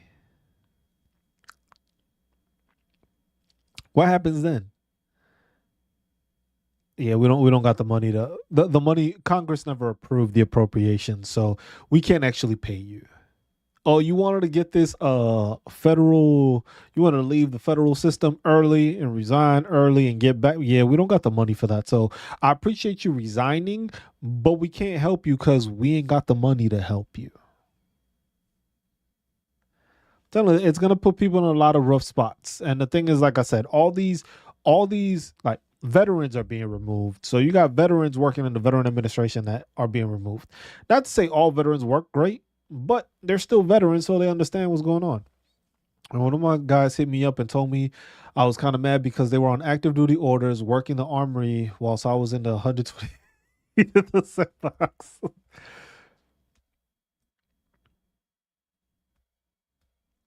My spouse was a veteran and did get college degree from a good union, but I had 9 years invested.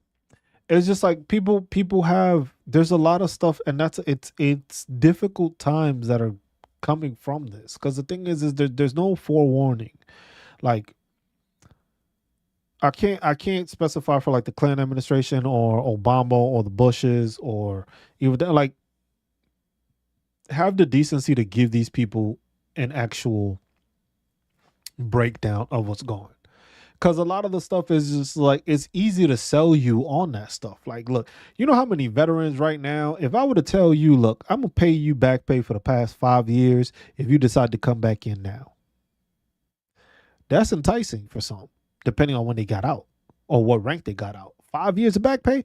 But then they tell you, oh, well, but we got to deduct. It was just like, bro, so you giving me what, 1 year's worth of payback to do another what, 4 or 5 years? So shit, in my case, if I were to go back in, that would mean going in depth. So I would give you 10 years for not even a year's worth of pay. Nah. I'm going to bankruptcy. You only have to pay your highest creditors. That's the, but that's the thing, is that's the easy way of doing it. I'm currently 9% trying to get employability. Stephanie, it just depends on what you have. Always, what is not worth it, Kath? What part isn't worth it? I was just like, look, if you're going for unemployability, remember that's something that Project 2025 talks about removing. Your best bet is go for the 100%. Go for the 100% P&T. Don't do, like, if you can file for going back in, hell no, it's not worth it. It's definitely not worth it going back into the service. No matter, like, look at the life that you live now. Unless, but this is a case by case basis. So it depends on who you work with, who you live with, what your circumstances are, depending if you go in or not.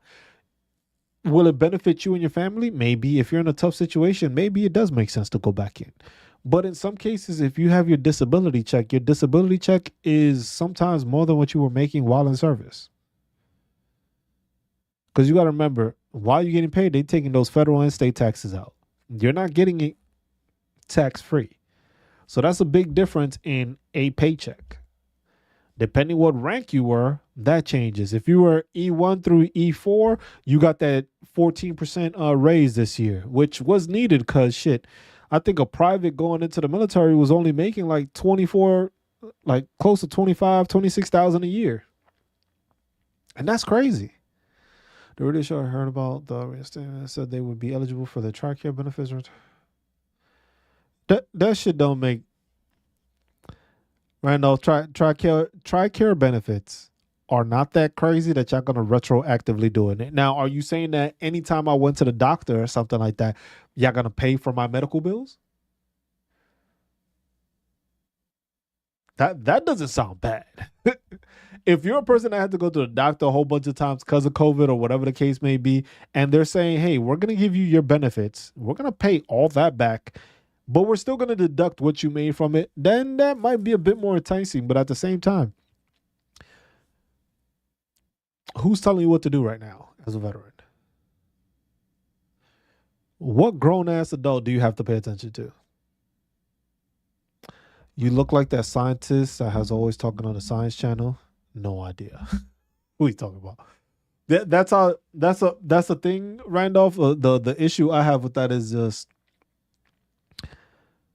I want all that in writing. I don't care how these people explain anything anymore. I want it in writing. He said, no, appreciate that. I was just like, I want that in writing. I want all these benefits. I want all this back pay. I want all this structured, and I want it in a document to show me what it is you're paying me, how it is you're paying me, what it is you're covering, what's not being covered. So I don't get hit with any gimmicks or anything on the other end. It's just like, hey, if you are going to reinstate me, what are you providing me? Am I getting the back pay? You want to deduct certain amounts from me. Okay, what are you deducting? You want to retroactively do TRICARE. Does that mean you are retroactively paying for any bills that I had since I got out and I didn't have TRICARE? Now I didn't have any medical stuff, but when I got seen, I had to pay a copay. I had to pay this, and I had bills. Are you covering that? And I'm sure you're gonna have to pay the premiums. Like that's what you see. You see what I'm saying right now? There's a lot of things in there that is just like this is a lot of gray area, and how this administration's working. I don't want the gray area. I'm not paying any mind to the gray area because there's a lot of gray area. And like I said, especially when the person themselves that's doing these audits, which isn't an auditor, doesn't have any background auditing, has already lied about what he found, makes me even more skeptical. Because it's like, y'all promising this, y'all promising that, but none of that shit is in writing. Shit, on the promise campaign, it was just like inflation would go down starting day one. And I still haven't seen an executive order that has worked on such. VA stuff. You got a hiring freeze. The VA was not part of the hiring freeze for certain things, but then the VA was being removed.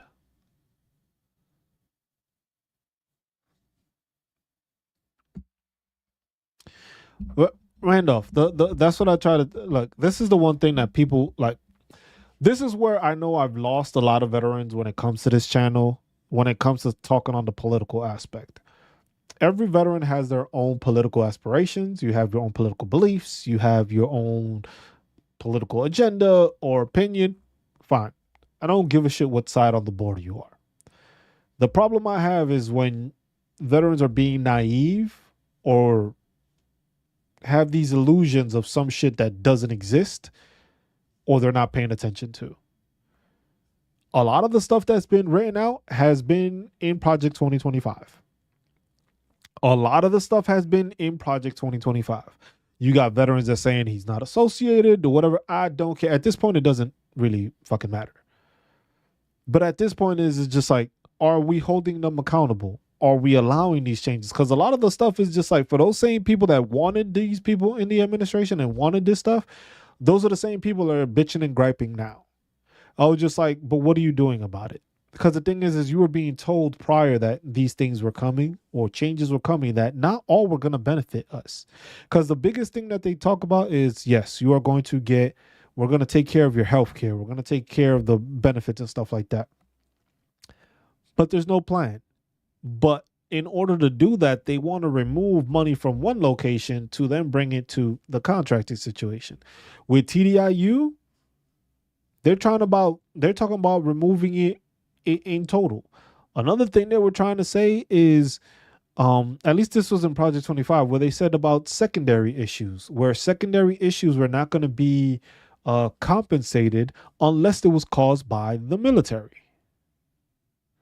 Now, think about that. For a lot of veterans that have filed secondary claims to a bunch of things or have one service connected and a bunch of secondaries to it, imagine how that affects a veteran that way, when it's just like you can't claim those secondaries. So all that shit that's happening to you after the fact of what you had is no longer claimable.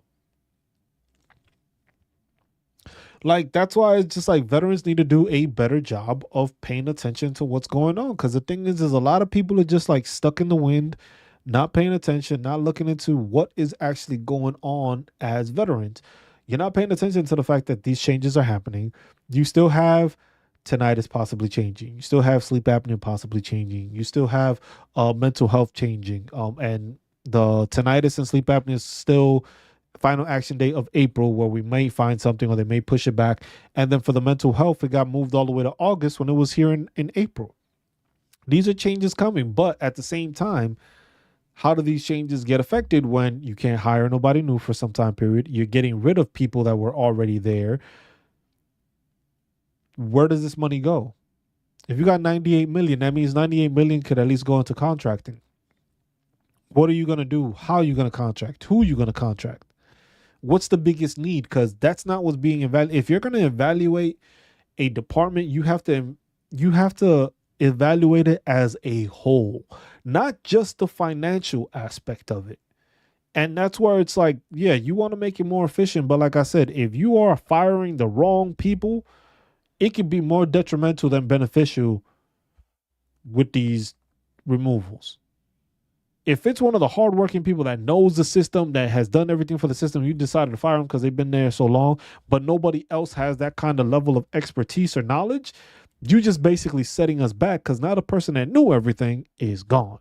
So now another person has to work on the issue when we already have a backlog of stuff, and that pays it. Like, it's a lot of stuff that contributes to it. Identity politics on both sides, in my opinion, are detrimental for constitutional rights for all American citizens, regardless of race, religion, or creed. Randolph, the thing is I understand that, and I'm fully with that. I want everyone to benefit, but some people may call that being a socialist or something. But whatever. I want everyone to benefit. The problem is that sometimes when you have these issues of these personnel, these people, where they just don't want to listen to it. It was just like, oh, I'm a Republican, oh, I'm a Democrat, this, it doesn't matter. Is it benefiting veterans? Is it going to help veterans? Are we going to get more benefits from it? Are we going to get more CMP examiners? Are we going to get better VA rating? Are we going to get more judges to do the appeals court? What are we doing? Because it's just like, look, it got voted for. It happened. There's no changing that. Donald Trump is in office. There's no changing that. Somehow fucking Elon Musk is running stuff through Doge. Mind you, that's already happening. The thing is how do we cause it to make sure we are being affected in a positive way? Because right now, cuts, it's not to the benefits directly, but at the same time, I'm not really cutting your benefits if I'm removing secondary claims. So basically, if you have any secondary claims going forward and I'm not agreeing to those, I'm not cutting your benefits. It's not a benefit you had. See what I'm saying? Yeah, and that's what it is, and that's what I want. I want stuff that will benefit veterans. The thing is most people don't see it that way. Most people just see it as, oh, it's a Republican doing it, so it's going to be great, or oh, it's a Democrat, it's going to be crap, or vice versa. And it's just like it doesn't matter. At the end of the day, you're still a veteran, no matter who the hell is in charge. Now, are they doing what they need to make sure you are taken care of? You have better benefits, you have better stuff to take care of the stuff, or are you being able to be contracted? Or hey, you know, it'd be crazy or just a good idea. Hey, if you know you have a doctor that services the issue you are having nearby, is there a way to refer a doctor to get a VA contract? That'd be something simple. And then let them work it out with the doctor. I was just like, look, I need specialty care, and this dude is across the street from me. But since he's not on the VA contract, I can't use him. But you want to send me 2 hours away? I was like, I got this dude right here. Is there any way we can do like a little small contract, even if it's a one-time thing or just seeing it and doing it that way? Figure something out like that. Because the thing is we have specialists across this country, but not all of them are relegated to the same area. Most of these people stay in the areas that are gonna make them more money. It makes sense.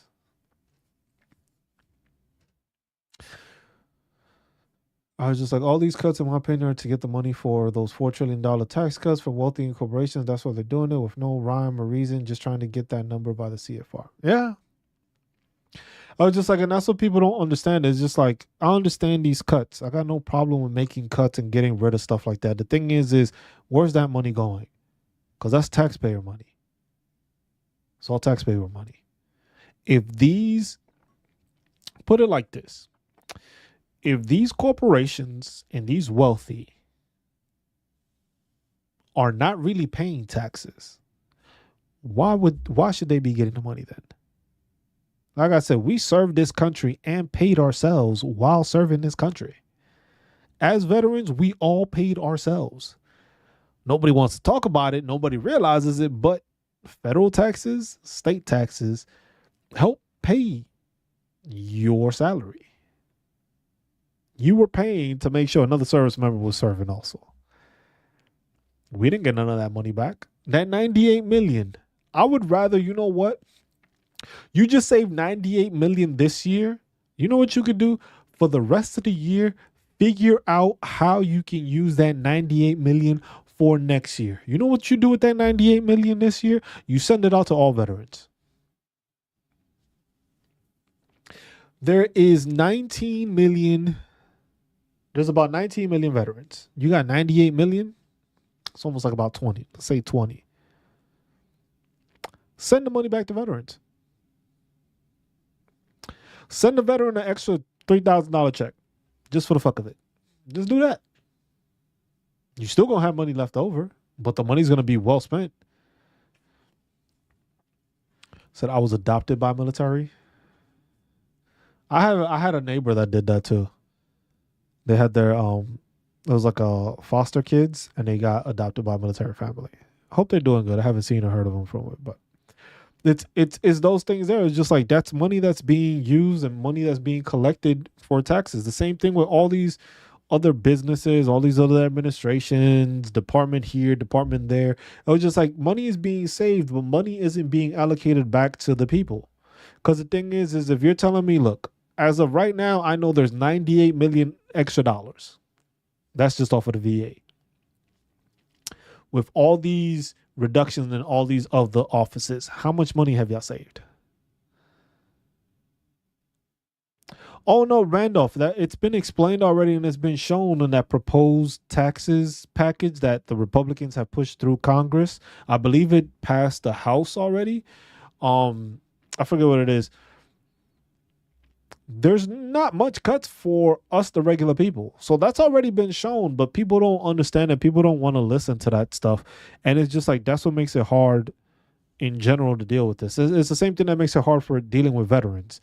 Like, I got no problem cursing a veteran out. My whole thing is I want to assist veterans to understand where to get their benefits, what their entitlements are, what their information is. That's why I do these on Sunday to teach them. The problem is that you have some veterans that are so thick-headed that don't want to listen or believe into anything besides what they heard or what they saw, that they don't have an open enough mind to understand that at the end of the day, whether you like it or not, whether you believe it or not, things are being done that you cannot directly affect, but will directly affect you. No matter what side you're on, and you're a veteran, if you don't have enough VA raters and you're trying to file a disability claim, you lose. You don't have enough doctors to take care of you when you go to try to get seen, and your appointment is 4 or 5, 6 months out, you're the one that takes the hit. When benefits get cut across even on active duty, where before the credentialing system was 4,000 every year, it's no longer like that. That changed. The tuition assistance, that changed. Those things change, it affects a veteran. My husband's VSO said his job may be cut, and that would be a great loss to our community. VSOs being cut, now imagine that you have the people being cut that actually are accredited, that are there. That takes, and who does that affect? Veterans. Doesn't matter if you were Republican, doesn't matter if you were Democrat. At the end of the day, if you don't have the people doing the jobs that are needed to help veterans, it doesn't fucking matter what side you sit on. You still gonna lose. If we're not actively trying to pursue this and trying to make changes and try to identify what's going on, mainstream media and social media. But that's the thing, Randolph. That's why it's easier. That's why I say sometimes I don't gain enough traction sometimes with these streams, because of the fact that I don't gaslight veterans. I will easily call out a veteran for talking nonsense on here, which sometimes has gotten me in trouble. But I don't gaslight veterans. And that's the one thing. If you notice, a lot of these other influencers, a lot of people on these channels, what they do is that they'll post, like, you see the thumbnail and it's something like, we're losing our benefits. And then you listen to it and it's just like, bro, you didn't explain anything. You just basically scared veterans into thinking that they were going to lose these benefits, but didn't give an actual explanation, didn't give like a document where they read it from. And it's just like, that's the bad part about it, because then those influencers hold a lot of weight. And those influencers will say, you know what? Well, Cruz said this. I was just like, I don't agree with it because this is, and I was just like, but there's no facts behind it. And if y'all been here before and y'all done these workshops, y'all know that when I do these, I always make sure to show you the .gov site or the location of where I found this. Like when I was reading the VA news stuff with the VA secretary, I make sure to show you that. So it's just like you see what my sources are. And it's sometimes it is my opinion, but I'll say, look, this is my opinion. Other times it's like, hey, this is what we're reading off of the website. This is the VAnews.gov site explaining this and telling you this is what happened. The VA News said, hey, we removed over 1,000 plus people and we saved over 98 million a year. We didn't lay any mention as to where the 98 million is going or where it came from. We just know it came from 1,000 people. Some probationary, but that leads you to think those 1,000 people getting paid $98 million?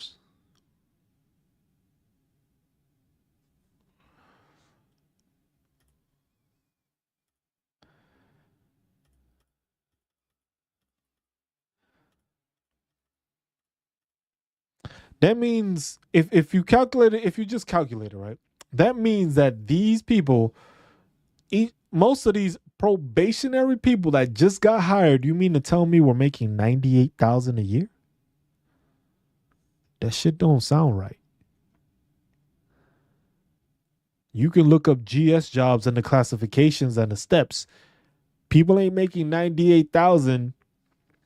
Oh, they're counting pay and benefits. Okay. That I didn't know. So 58,000, but damn, who gets 98,000 in pay and benefits at like a GS8? I don't think you're making 100,000 worth of benefits and pay.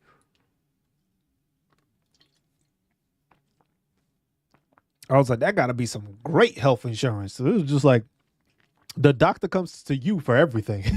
It's just like I don't think healthcare is worth that, because like at that level, you get in, you're maybe getting maybe like let's say 55,000. You mean to tell me that healthcare costs 33,000? I know healthcare is expensive, but 33,000 in healthcare? I don't think you pay 33,000 in healthcare when it comes to premiums and stuff like that. That's outrageous. They're just like, there's a lot of money going there. It's just like, that's what I'm saying. It was just who lost their job? What position lost their job? How much were they making? Because 98,000, if you just divide it like that, you're allocating 98,000 per people if you have it at 1,000 people. 98,000,000 people, you're allocating $98,000 to them. Now, that's a lot of money to allocate for just 1,000 people. That's a lot of money. So where's the money going to? Where is it? Like, these are the different things. It's just like, these are the different things we just got to pay attention to. Like I said, I don't like gaslighting y'all. That's why y'all see I don't make a ton of videos. I'm trying to make more videos, but at the same time, I don't make a ton of videos because I start noticing these things, because it's just like, I don't want to come across as I'm trying to gaslight people. And that's the biggest issue, where it's just like, they're gonna change the mental health ratings. They've been saying that shit for like 3 years now. It's basically 3 years. In 6 days, it hits 3 years since they first said that they were gonna change the mental health ratings. And people have been like, "Oh, you got to. It's gonna happen. It's happening. They're changing it." It was just like, you gaslighting people. That shit brings anxiety up for veterans unnecessarily. Situations like this brings up anxiety unnecessarily. The thing is it doesn't do it to a full extent, because the thing is, most people have no idea what these changes mean. We won't see the ramifications of these changes: hiring freeze, firings, dismissals, or those people resigning, doing that, because there hasn't been a number set for people resigning. We know they've dismissed 1,000 people this round. About how many people actually decided to actually take their resignation?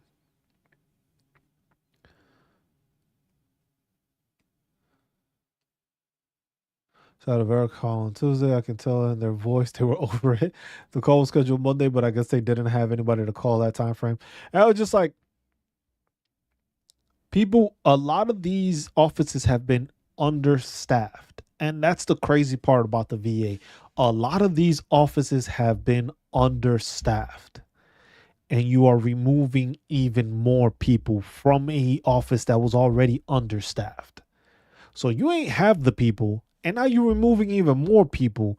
So those phone calls, talking to the VA, imagine, like, look how long it takes to just get the damn VA on the line now.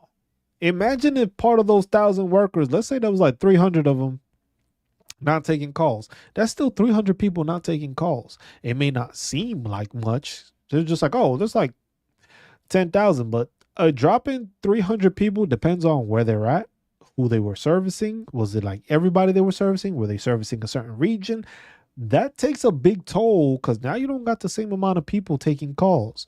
So now when you dial to the VA and you on hold for like 2 hours instead of maybe an hour and a half or maybe an hour, that's something you realize, because it's like, damn, you hear that doo doo doo doo doo doo doo doo. You know the little music.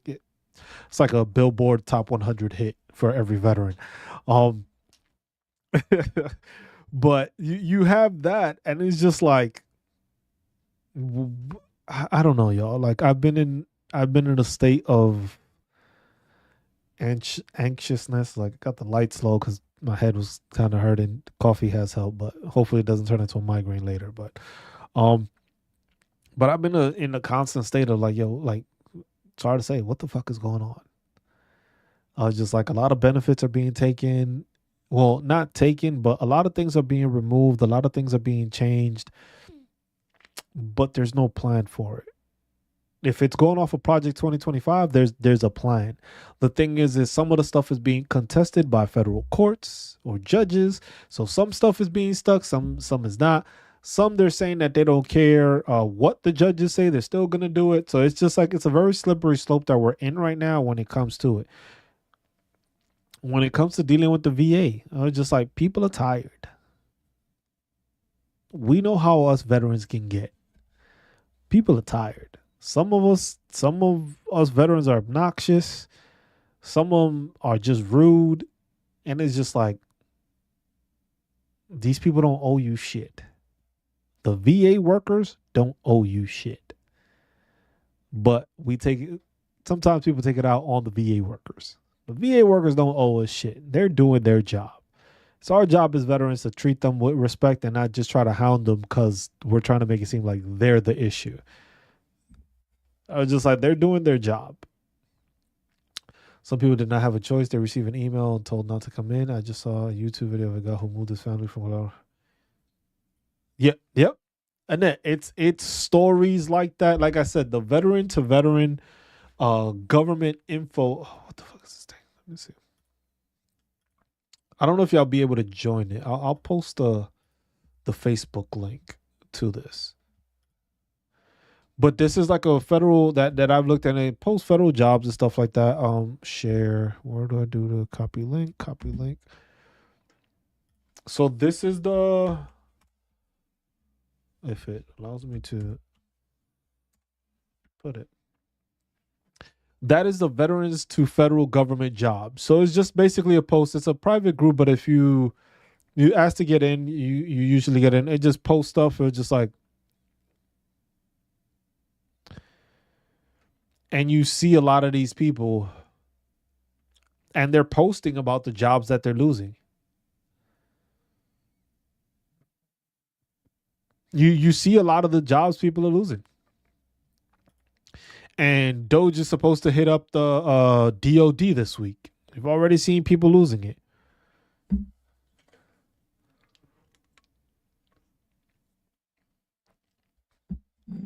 It was just like there's people, tons of people posting, and it was just like in cases like that. That's what I'm saying. It's just like it's very detrimental and it hurts veterans. Or shit, not even, it's just not veterans, because the thing is some of these veterans are losing these jobs. But like you said, you moved your whole family cross country to then be told, yeah, we ain't gonna keep you. You get no severance. You don't even get the relocation to relocate yourself back to where you were. Now you're stuck in Maryland without a job, meaning you still got to pay for the stuff because you don't have the job anymore. So it's just like you are putting people in very bad positions just off of the whim of, you know what, I could just do this and slash stuff. I was just like, if you knew this was going to happen, you could have given the courtesy of it. It's just like, you know what? The same way they put that information for the federal, the resignation thing could have been the same thing. It was just like, look, if you decide to do this federal resignation thing, you could do so. Keep in mind that in the next coming weeks, we are going to be dismissing people. Give them a heads up. Like I said, that's why I said like the whole 2 weeks notice. I don't give any place I've worked at 2 weeks notice. I don't give a shit. You get to prepare to replace me, but I don't get to prepare to replace myself to another location where I still need the job. I still need to pay bills. It's kind of hard, depending on the location. If I know I'm gonna leave and it's on good terms, then yes, I'll give it. But if it's a place that I don't give a shit about, the VA, most people, like I said, most people are tired. They're overworked. Most of these people are gonna decide to leave, and that's gonna be resignations. We don't have a set number on those resignations. We got how many people got fired. We don't know how many people are going to decide to early retire or resign, not get this.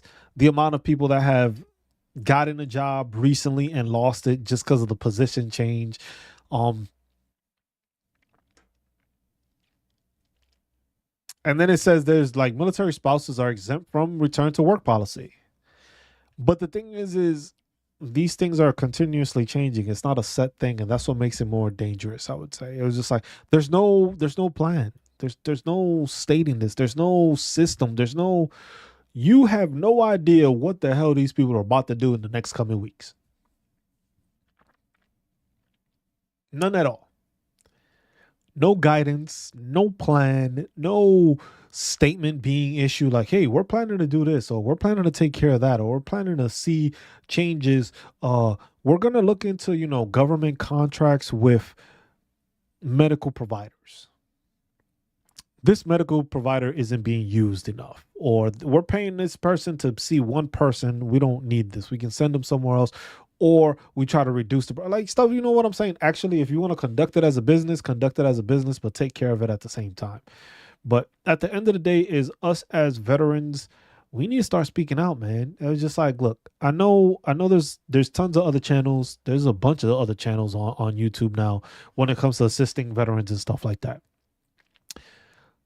These channels need to start doing a better job of talking to veterans about the issues that are ongoing and possible changes, and stop the whole political rhetoric, and just like, hey, y'all need to start preparing and taking care of what you have. Prepare, start saving. I was just like, we don't know what's going to change. I was just like, they're saying they don't want to reduce benefits, stuff like that. If you are cutting money, something is going to lose out.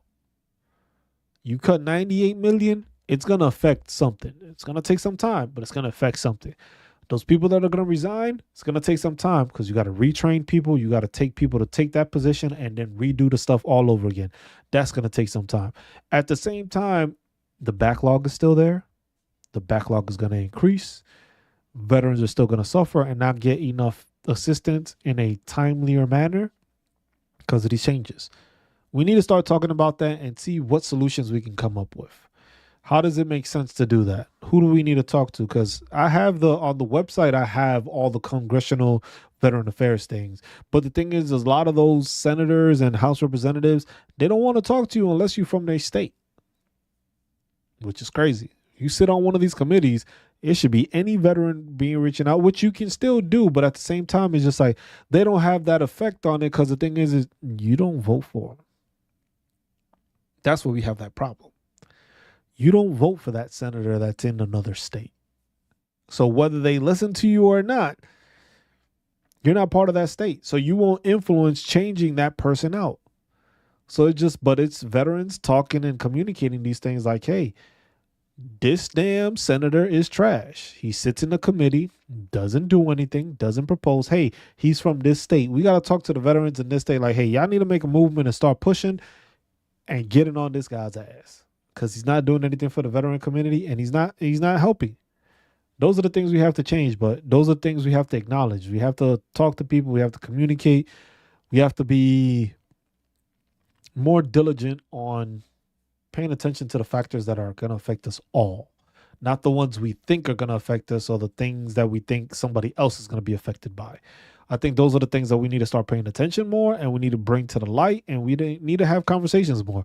Like stuff like this is just like, just having conversations with people about this, I think brings more influence. Thing is most people ain't going to watch this. Most people ain't going to see about what I talk about unless I put like a crazy thumbnail saying like, you are about to lose everything. And then people will click on it and they'll be like, oh, he just gaslit the shit out of me. I don't want to do that.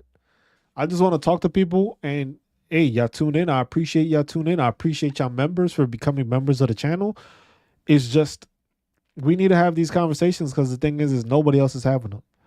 Everybody else is just running to try to make some money off of somebody. It's like, hey, sign up for my thing. Buy my book. Here's my workshop. You can pay this monthly and I'll help you. Or you can pay a down payment for it. I do this shit for free because it's free information. This is all for veterans to talk. I was just like, it's kind of hard for me to listen to people that want to talk about fraud and abuse and all that stuff. But then you're doing the same thing, having people go to your same doctor. Kind of sketchy.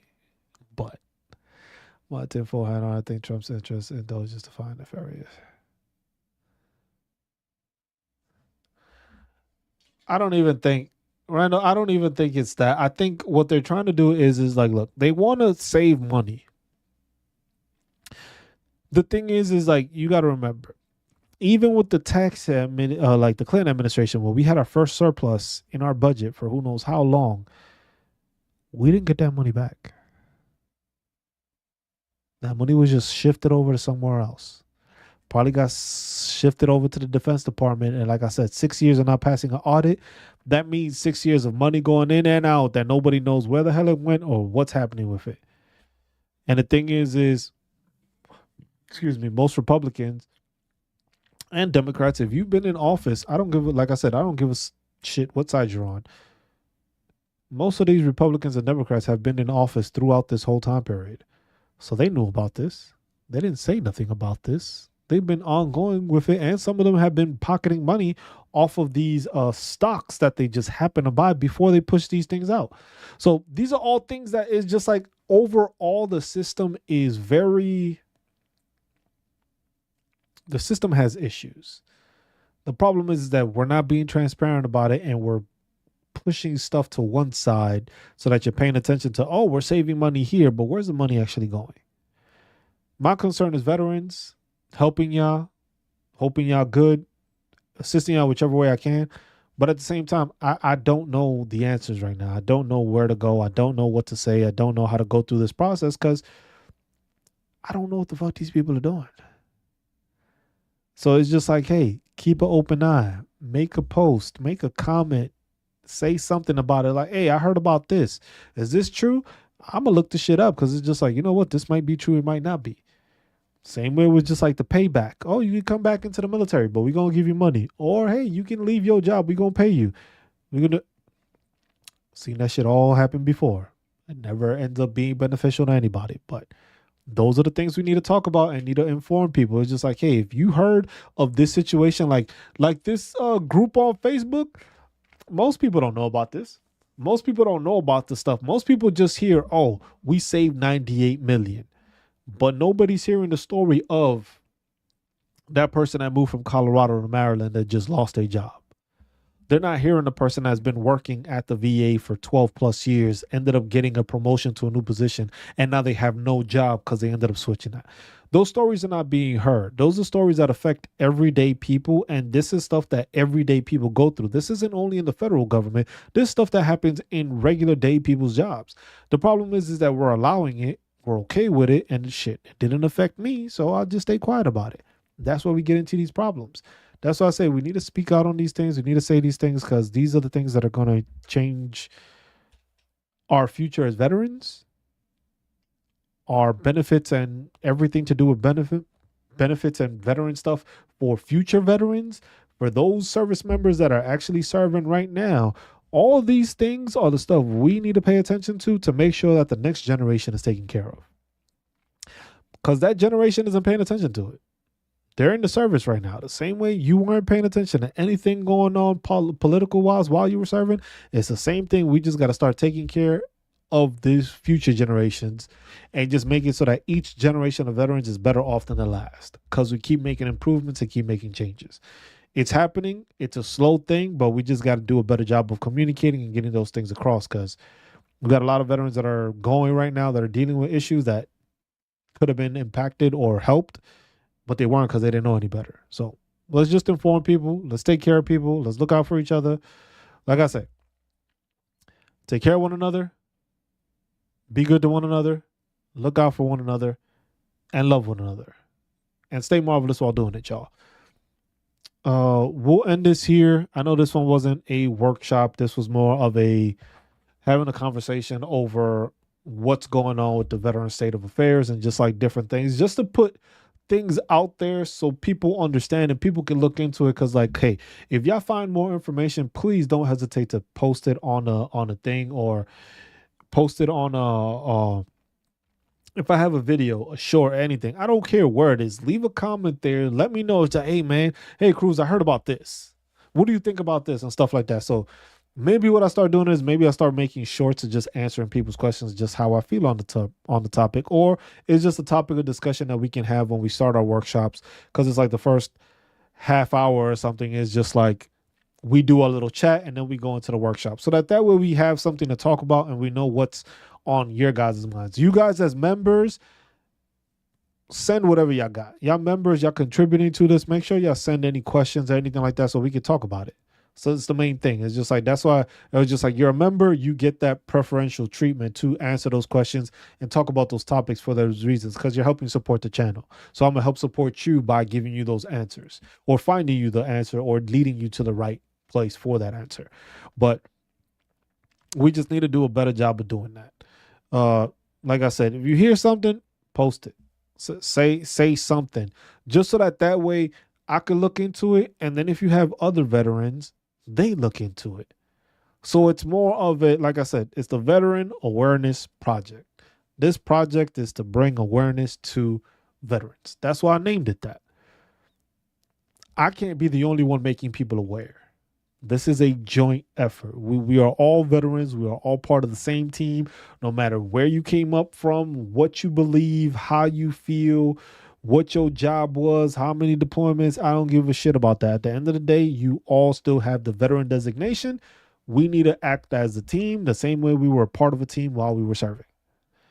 And that's to bring awareness, bring this information, make sure we're getting the correct information, push it out there, ask questions, make people think, make people go through the thought process of like, hey, this is what we're doing, this is what we're trying to accomplish, this is what is in writing, this is what they're proposing, stuff like that, so that way people are more aware and it's not so blindsided. Because that's the issue we're dealing with right now is people are being blindsided right now. Loss of jobs, loss of income, loss of a lot of stuff. And it's just like people are being blindsided. And we don't want to do that as veterans. We want to make sure that we are aware, we know what's going on, we know how to assist each other, and we know how to point people in the right direction. But yeah, that's what we'll end it on that note. Next week, what we will be doing is we will start the CFR.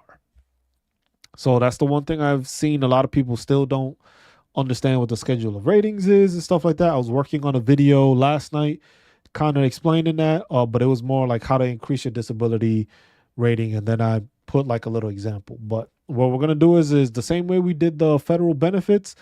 I know the CFR is way longer, but I think it's just something that we need to start doing so that people can pay attention to. So if you have a specific question on a specific diagnostic code, we can do that throughout the workshop. Or we're just literally going to go through the CFR and start highlighting different things.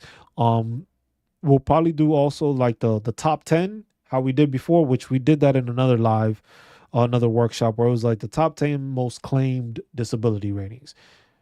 We'll do that. Go get the diagnostic codes for them. But then also, if you have other questions on diagnostic codes, we can look into it and just make it a workshop to educate people on the stuff that you either need to file or thinking about filing, want to claim. And it's just like, hey, what is the criteria? What is the ratings? What does each rating stand for? What do you need to get this percentage and what you get that percentage, so that people get a better understanding of it? Because I think this is one of the, it's why ain't you using the code? It's there. It's there for you to use. It's there for you to access. People ain't using it. They're not benefiting themselves or taking care of themselves by doing the right thing and doing their research and doing their homework to be successful, whether that's paying to an entity, which I don't support, or talking to a VSO so that way they know you know what you're talking about and they'll take you seriously that way, or just you just being able to take care of yourself and know this is what you have to do to be successful to get the rating you deserve. So we'll do that next week. We'll do a little Q&A session. I think we'll try to see if we do a couple throughout the week. It'll be like around 1 o'clock, 1:30-ish to like 3 o'clock-ish, maybe like an hour and a half, just a Q&A throughout the week. But besides that, I appreciate y'all all. Y'all take care. Enjoy the rest of y'all Sunday. Be well. Keep an ear out. Pay attention to all these things, y'all, because these things are going to affect us one way or another. So as always, I appreciate y'all. Y'all take care. I'll see y'all throughout the week and next week, next Sunday. Peace.